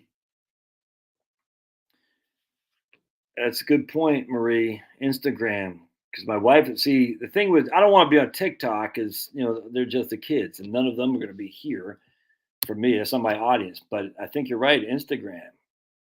I think you're right, Marie. My wife's on Instagram, and she would be reflective. I think of moms in my target and dads in my target realm. The thing about Twitter is just as my man Aiden Kearney the other day from Turtle Boy, and he was banned off Twitter for a long, long time, and then Elon I guess let him back on, and he's reaching out a lot of now. He's not necessarily my demographic because he does mostly political stuff, but he says he's seen a big impact on Twitter on his overall platform. I'm like, well, if you're trying to reach the masses to try to encourage them that they don't have to work until they're 70 years old, grinding the gears, you got to be on where the masses are. You see what I'm saying? And so I do load all my videos now on Facebook. I'm on live stream right now on Facebook, but I'm not on there. Every now and again, because I know I have some people who follow me on Facebook who are big, we call them vax holes, and I like to throw some little bit of punching right back at the vax holes above there. But I don't ever check my. I just every now and again I post something just to piss people off. Sorry, on Facebook who are on my channel, who are on my link to me, who may or may not see my little anti V thing. It's kind of funny. My family orders a box of Chunkies. Yeah, dude. Oh, I love Chunky. You eat it with almonds because that's sacrilegious. A reverse sneeze. Oh, dude, ribeye. Rotator cuff is horrible. No, right, absolutely. That's good, man. 100%, Tom. I'm glad you said that because I was frank as I was I don't want to say concerned. I was just like, man, it actually kind of made me. I was like, I cannot be who I'm going to be, and I was like, if I lose Tom because of just the way I think, I said that sucks, but I'm not. I can't change it. I was like, so I'm glad you're back, dude. That.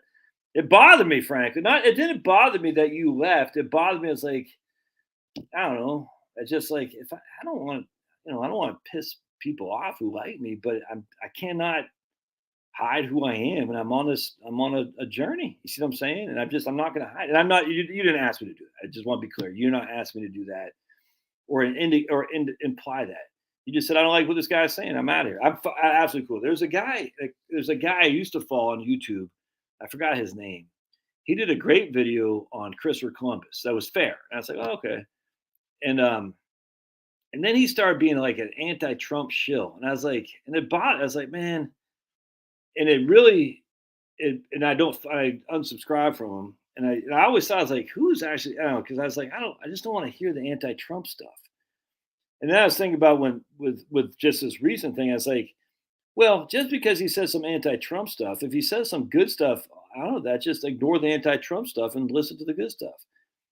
I said, yeah, but there's a lot of guys out there who say good stuff without being anti-Trump, if that makes sense. So it's kind of like if you can follow people who are more aligned with you, they might not have all your thoughts and gear, but they're not like explicitly provoking you, if that makes sense. That's what I was thinking to myself, because there's a bunch of great creators on YouTube, Rumble, Rockfin that I enjoy very, very much. And I said, well, if I'm listening to this guy because I like it, but he's going to throw an anti-Trump thing here on occasion, well, I could listen to other people that I like without the anti-Trump stuff, if that makes sense. But anyway, I just started thinking, because my man was talking about the Trinity the other day.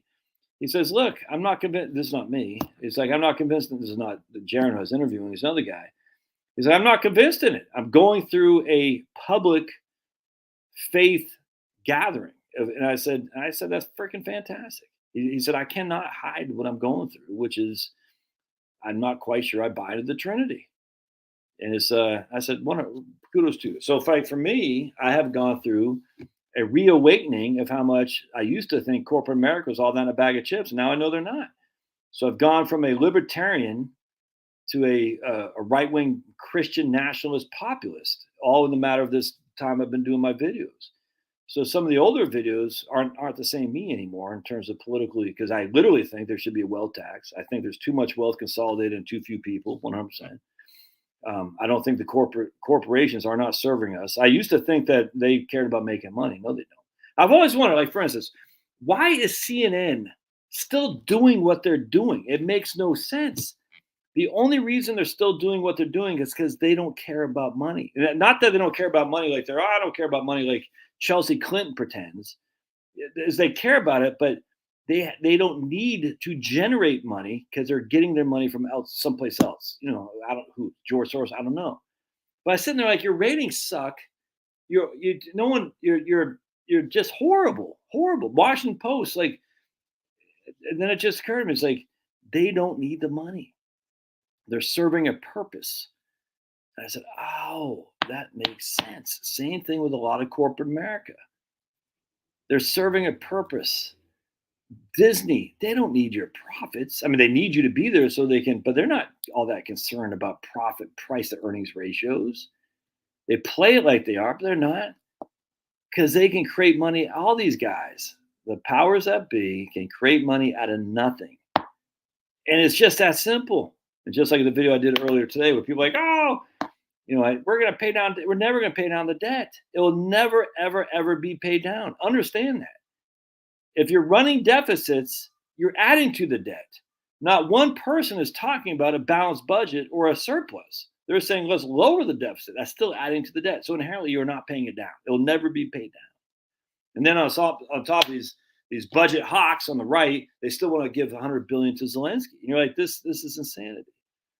And so why can they do that? Because they can print whatever money they want. And this isn't a Fed thing. It's literally, they don't have the limitations on monetary value that we have, because they control everything. And corporations are the same thing, dudes.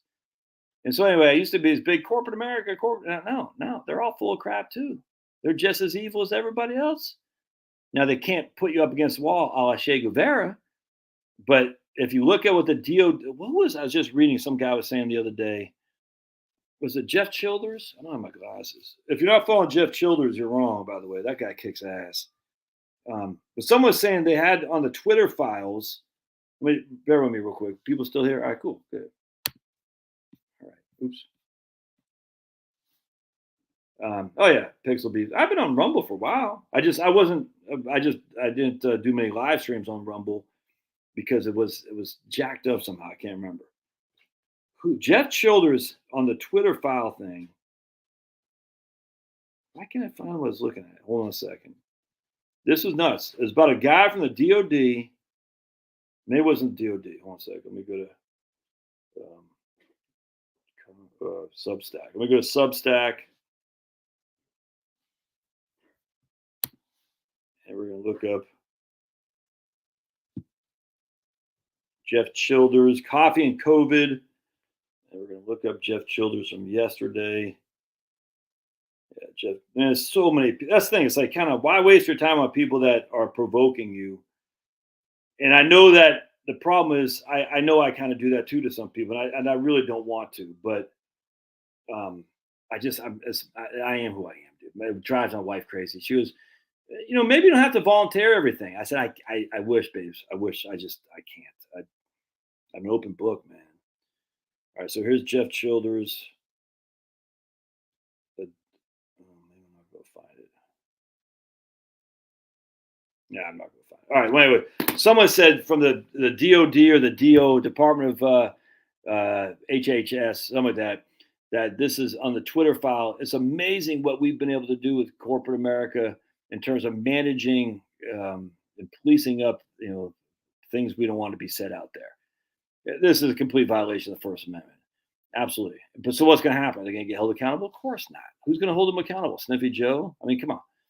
Anyway, the point being was it's just like the corporate. It was a fascist state. And I don't say in the jackboot thugs. I hate that, but that is fascism. It's when the corporations and the big government that collude. That's exactly what's happening. It's big corporations and big government. Big labor, Trumpka, big corporations, big government is a fascist state. And that's what we are in. Doesn't mean the jackboot thugs are coming out there to throw you in freaking where's Anne Frank? Have you heard about Anne Frank's diary? Have you all, let me ask you a question. I don't know if I can do a poll here. Can I do a poll? Maybe I can't. I'm going out to Atlanta here tomorrow to pick up with my kids. I don't spend a lot of time in Atlanta. Yeah, they don't care about ratings, man.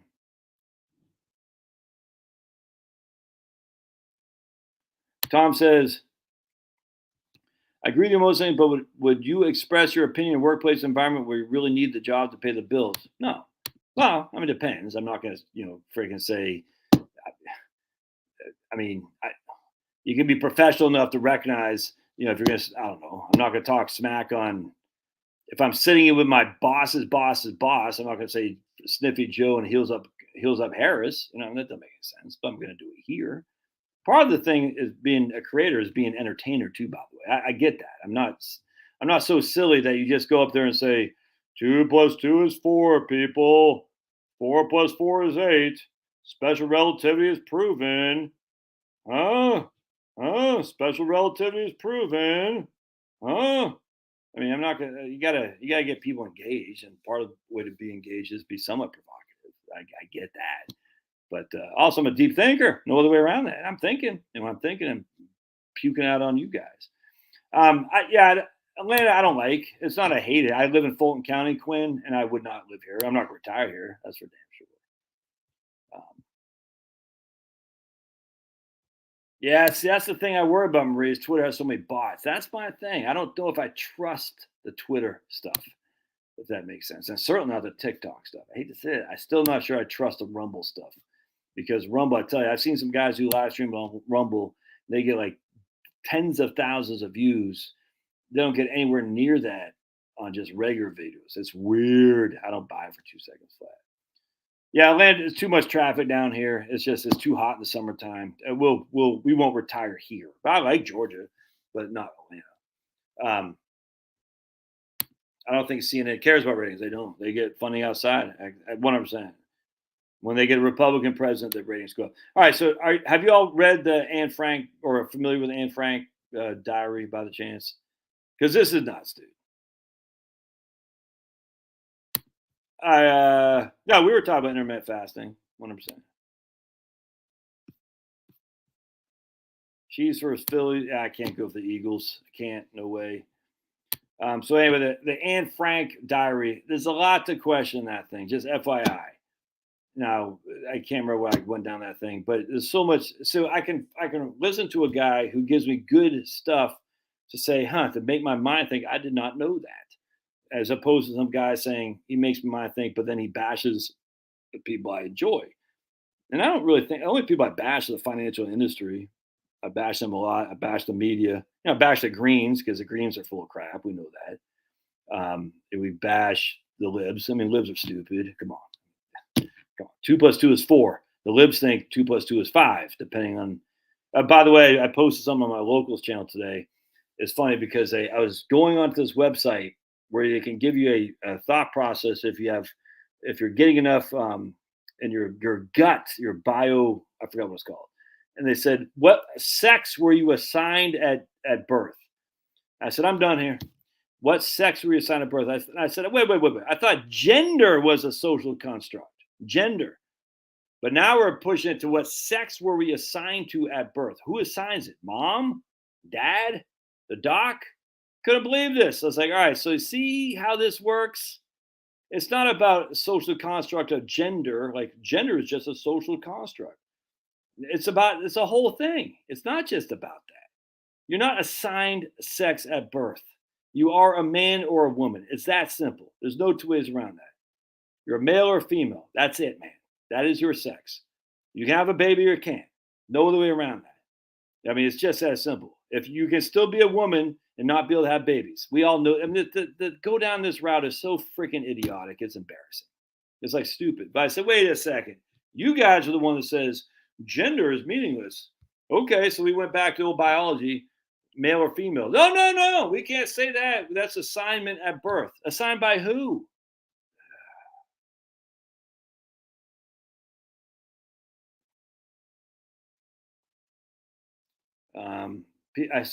Some guy right here, Freddie says, I live in Texas when we're not, too hot, dude. Texas, I think Texas is over. I think it's over. And when I say over, it's over.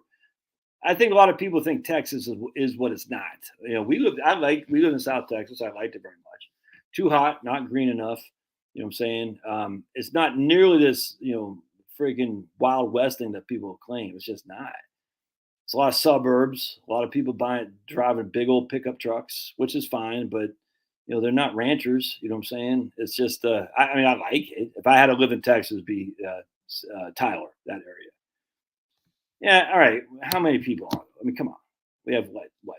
I mean, literally a few. It's silly. I don't do hourly financial planning. Sorry. Sorry. Yeah, I don't need. Hey, fruit trees. I don't need any eggs, Carson. Thanks, man. Appreciate it. I tell you, ever since I don't really eat that much in the morning, I don't eat many eggs anymore. I appreciate it though, but no. Yeah, it's funny, man. Yeah, I eat the heck out of some bacon and eggs, but I just don't eat that much. I'm just not hungry in the morning. No, I'm never going back to Arizona. Hey, you saw an ad on your Echo promoting my books? I don't even know what Echo is, but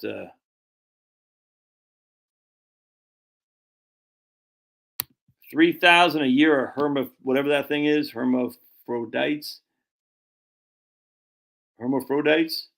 Yeah, North Carolina, dude. North Carolina crushes. I like North Carolina, but if I'm moving from Georgia, it's just gonna be Virginia. I love Virginia, man. Virginia just freaking rocks. Lots of great places in Georgia, northern Alabama. But just if we're gonna move, because it's pain moving, it'll be back to Virginia. Well, can I convince the other half to go to Maine? I doubt it. I'll try because I love Maine. That's me, but I doubt it. I doubt I'll be able to convince her to go up there. We've had a couple days last couple of rain and overcast. She goes, it's like depressing. So we're never going to Washington State, that's for sure. Now it depends on what county you live in. How dare you, Joe? Yeah, North Carolina. Man, I love North Carolina. My goodness, lots right about North Carolina. Yeah, you don't want to live in a state. And this is why I kind of like Virginia, but Northern Virginia is not taking that, unfortunately. But you want to be careful living in a state that's dominated by one big city, Atlanta, Charlotte. You see what I'm saying? Now Virginia's Northern Virginia. Nice thing about like Mississippi and Alabama, South Carolina is there's not one big city that dominates, and because like no Detroit, Michigan, or Chicago, and so because that is more dispersed, you know, even in like Louisiana, New Orleans isn't as big as what people think it is. It's just not. So what happens is because there's this one much Boston, you still Portland, Maine. It's not one dominant city that's always run by libs who basically, let's just put it say, they rock the vote. If you know what I'm saying, they rock that voting machine. You know what I mean? They rock it. And when it's not like that so much, some of these states are going to be less likely to be inundated with one city taking over the whole damn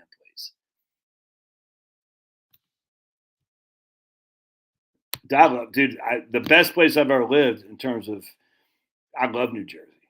It's crazy, Richard. We lived in Haddonfield. I freaking loved it. I absolutely loved our neighbors. I loved being able to walk to the train. The beach was an hour and a half away. We could go to Hershey an hour and a half away. We went to Poconos. You know what I'm saying? Philly was right there. Went to see a couple Flyers games. Saw a couple Phillies games. I freaking loved it. You know, it's just the property taxes are insane. I think you drop a freaking, I don't know if I have any change here. Oh, come here, baby. I don't have any change. But you drop a nickel in the ground in New Jersey, you're going to get tomatoes. It's crazy. Yeah, tax. But if you make less than 100, just as an FYI, if you make less than $100,000, you're not paying hardly anything in New Jersey in income tax as a retiree. It's the property tax. That's what gets you. And I'm not going to a place where they mandated vaxes or they mandated masks, because that's not sciencey. These are people who are just tyrants, man. And I'm not going to ever. My sister lives in North Jersey, and they got in the school district over from her, one town over in North Jersey. They're remandating masks. Like these people are freaking insane,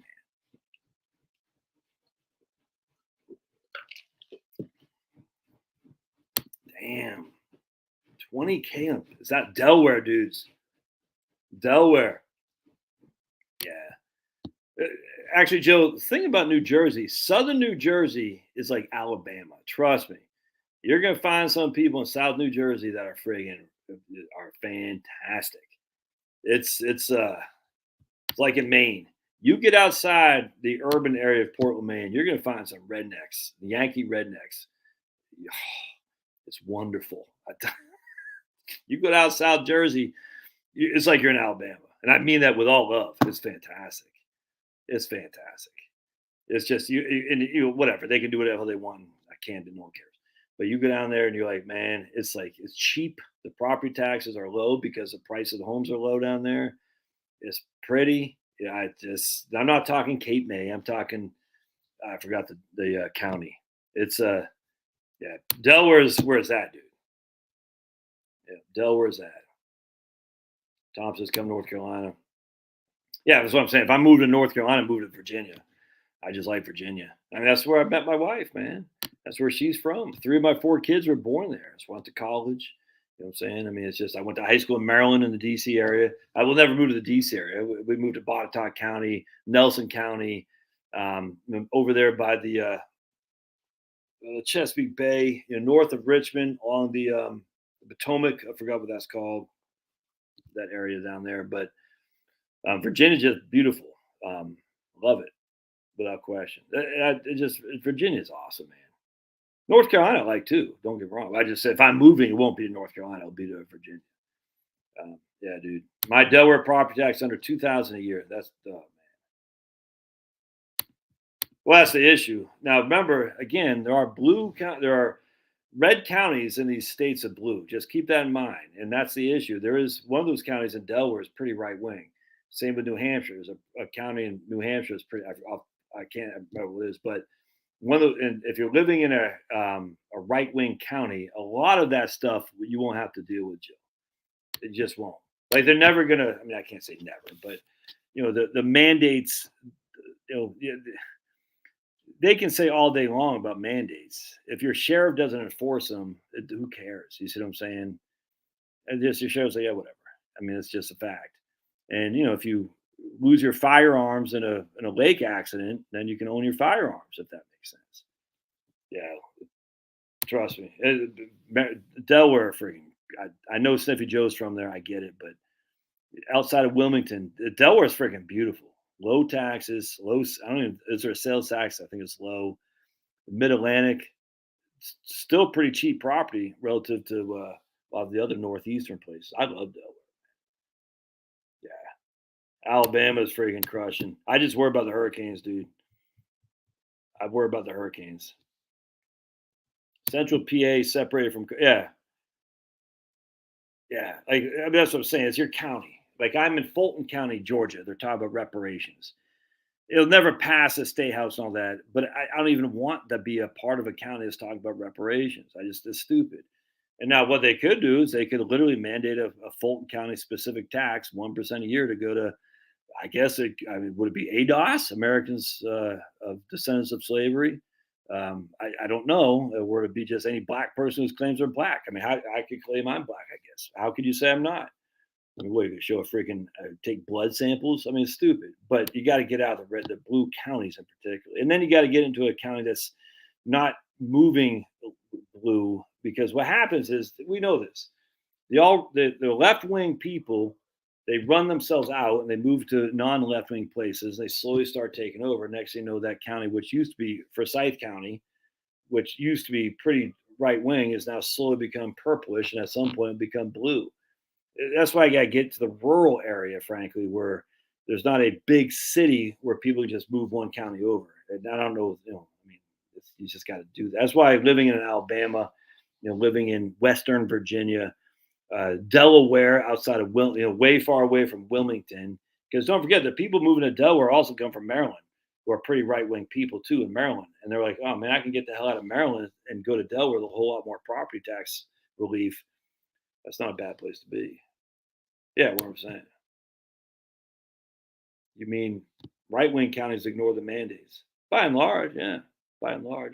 I mean, remember, no one forced you to take a jab. I just want people don't get this. There's no, freaking commissar that said we're coming to your house and putting a jab in your skin.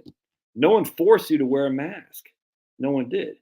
It's just that simple. There was no one sitting there. I mean, I know we have videos of idiot cops. I get all that. Those guys, hopefully they're all, I won't say swinging, but hopefully they're all freaking serving prison sentences. I get that. But that we did it to ourselves. It's just all there is to it, because we got we fall. I didn't. I mean, I hate to say it, I didn't. But people fell for the fear. They fell for the infection fatality rate of 10%. I still to this day see people who now realize how much of a scam that was, still believing the CDC on anything they say. It's nuts to me. I still see people reporting back on CDC or NIH says the shingles vaccine is 90% effective. It's crazy to me. I'm like, says who? The CDC, NIH. I literally don't get that. And they were like, oh yeah, no, I'm glad we shouldn't mandate it, but I'm like, we had a right on, Tom. You're a good man, Tom. I don't care what the lady says.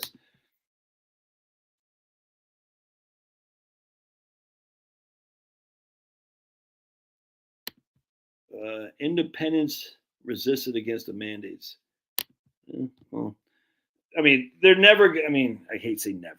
The likelihood of them coming to your house and saying you're going to be jabbed with this, and now it's not. No way.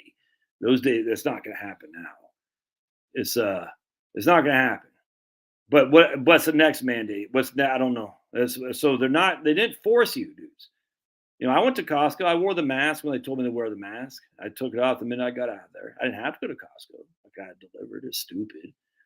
But I mean, I did what I had to do to make my life as convenient as possible. But I would never take the jab. I'll go to jail before they friggin' mandate that crap on me. I don't care. It'll never happen. It'll never happen ever again. I'll be damned if I ever go. Other for acute care, I don't even think I'll ever have anything to do with the healthcare industry. Is something acute? Yes, 100%. Like my rotator cuff. But if it's just for hey, Mike D, we just got to talk about Delaware, Mike D. Right on, man. I don't remember you being around here. So Mike D, welcome aboard, man. But I'll never. They can all kiss my big fat behind before they mandate that crap on me. And it's like, don't forget, if you just look historically, if you think you look at like Lenin, you look at as many instances where people are jailed that came later on down the road to do amazing things, rightly or wrongly. You see what I'm saying? So don't think a jail sentence is the end of your world. It's not. And I mean, look, I don't want to get too deep into this, but I just think we get so used to these creature comforts that we think without these creature comforts, all is lost. And I don't think that to be true. And I'm not trying to be like a Marcus Aurelius or anything like that here, a Stoic. But don't be so quick to give up your rights, for heaven's sake. I still can't believe how many people on this channel, not you guys, maybe, just were like hating on me for challenging the narrative. And remember, my channel is mainly conservatives. It was literally eye-opening in the most frustrating way. I thought these people could think, and they just hated on me. And I said, I literally could not believe it. And because they literally thought there's an infection fatality rate of over 10%. They're like, well, even if it's only half that, Josh, it's still 5%. I said, one of the most frustrating things. So now, Jill, we got Jill worried about the Chinese balloon.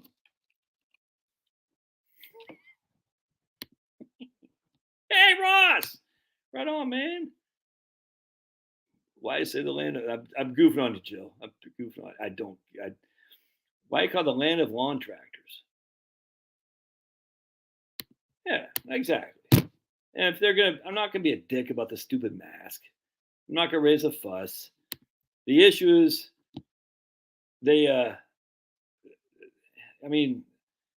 fell for these guys, they fell for the fakeness that the mask, and I've got to be careful here, would let's just put it this way, aerosols. We did a video on this, I did, in May of 2020, and there's some clown on there who said something that was absolutely untrue about masks. And he was a science guy. He goes, welcome, science thinkers. I'm so smart. And he had the trendy glasses. It's just your typical clown with a tight t-shirt. I was like, dude, you are such a freaking avatar. And he had like millions of views. And anti people like me would challenge it. We're just ridicule. So I came back 3 years later and said, hey, you want to rescind some of that hate you guys showing on us? You want to rescind some of that hate we all shared at Jenny McCarthy, by the way? Anybody, you want to take some of that back and recognize that Jenny McCarthy's son had autism, and she said, I'm going to investigate this. I don't know what's causing it, but I'm concerned about something. And the vitriol weighed to that poor woman because she's like, something happened to my son. I put two and two together. This is what happened. I think that's a cause. And I've heard many people tell me the exact same story. Two and two together, fine, that was a cause. How dare you, Andrew Wakefield's be debunked? No, you don't know what they're talking about. He has not been debunked. I'm telling you right now. People don't know what they're talking about. And it pisses me off, I'm not going to lie to you. And so when people don't know what they're talking about, and then other people who are willing to stand up against the narrative and challenge it and take the vitriol, I'm inherently on that side with those people because I know what it's like to take the vitriol to stand up against the jabs, the climate. This is the jabs before COVID, by the way. Climate change. I did not stand up against the vitriol against World War, the Iraq War. I wish I would have. That's my mistake. I fell for the crap after 9/11. And I'll never live that down to my own self. I forgive myself. God forgives me. I forgive myself. But at the end of the day, I cannot believe I fell for that. I cannot believe I did. I don't think I probably did throw vitriol to people who didn't want to go to war. I don't know what I did, frankly. But if the vitriol is coming in one direction always, you want to be on the direction that's receiving. You want to be on the side that's getting the incoming. That means you're onto something, right? Absolutely no reason to be vitriolic. Like, look, for instance, when people say, I can't retire until I have $1 million, I'm not going to be vitriolic to that. That just means they're ignorant. I say, let me show you why you can't. Now, with Susan, what's that chick's name? Susie Orman, all these guys, these fools, you can't retire. Yeah, I'm going to be vitriolic toward them because they're the sponsors of the demon that is telling people that. But if some guy says, I need $1 million or else I can't retire, I'm not going to just go, you're an idiot. Blah! No, that's stupid. That's stupid. I said, no, yeah, let's talk about that. But that's not what happens when you challenge the Orthodox. All right. Well, let's say quick prayers here, man. 100% liberty. 100%. And that's what that guy debunked. He debunked it on his channel. They got millions of views. Millions of views. And he was wrong. And people fell for it. Now we even have more evidence. I mean, the evidence was well established well before COVID about the stupid things. Now we got more. Ross says, big lawns, mine's an acre. Many have, I hope you got a lawn that has lots of life in there, vitality, with lots of wormies, lots of earthworms, lots of dandelions. Hope you got lots of stuff in there that's making your lawn a sign of life, as opposed to weed killer and all that crap. All right. Father, Son, Holy Spirit, amen. Dear Heavenly Father, I thank you for allowing us to gather here today. Literally via transmission. I have no clue how this works. But there's a guy on Prince Edward Island on this channel right now we can chat with. It's amazing. It's amazing. And all glory to you, God. Without you giving us the ability to be free thinkers, we would never be able to create this. And may we just always live to give glory to you. Everything we do should always give glory. If we're going to do something and we have any doubts about it, maybe always just say, is this going to glorify God? If it does not, I should not do that. And that's including this guy right here. I'm pointing to myself. Always give glory to God in everything we do. If we're going to do something that inherently isn't glorious to God, don't do it. Pray in Jesus' name, amen. God bless you guys. Like y'all being here, Snow. Right on. Right on. But it's all good. So remember, locals at 4 p.m. Friday, and then live streams every Wednesday at noon and Monday at 8 p.m. Eastern time. God bless. We'll see you.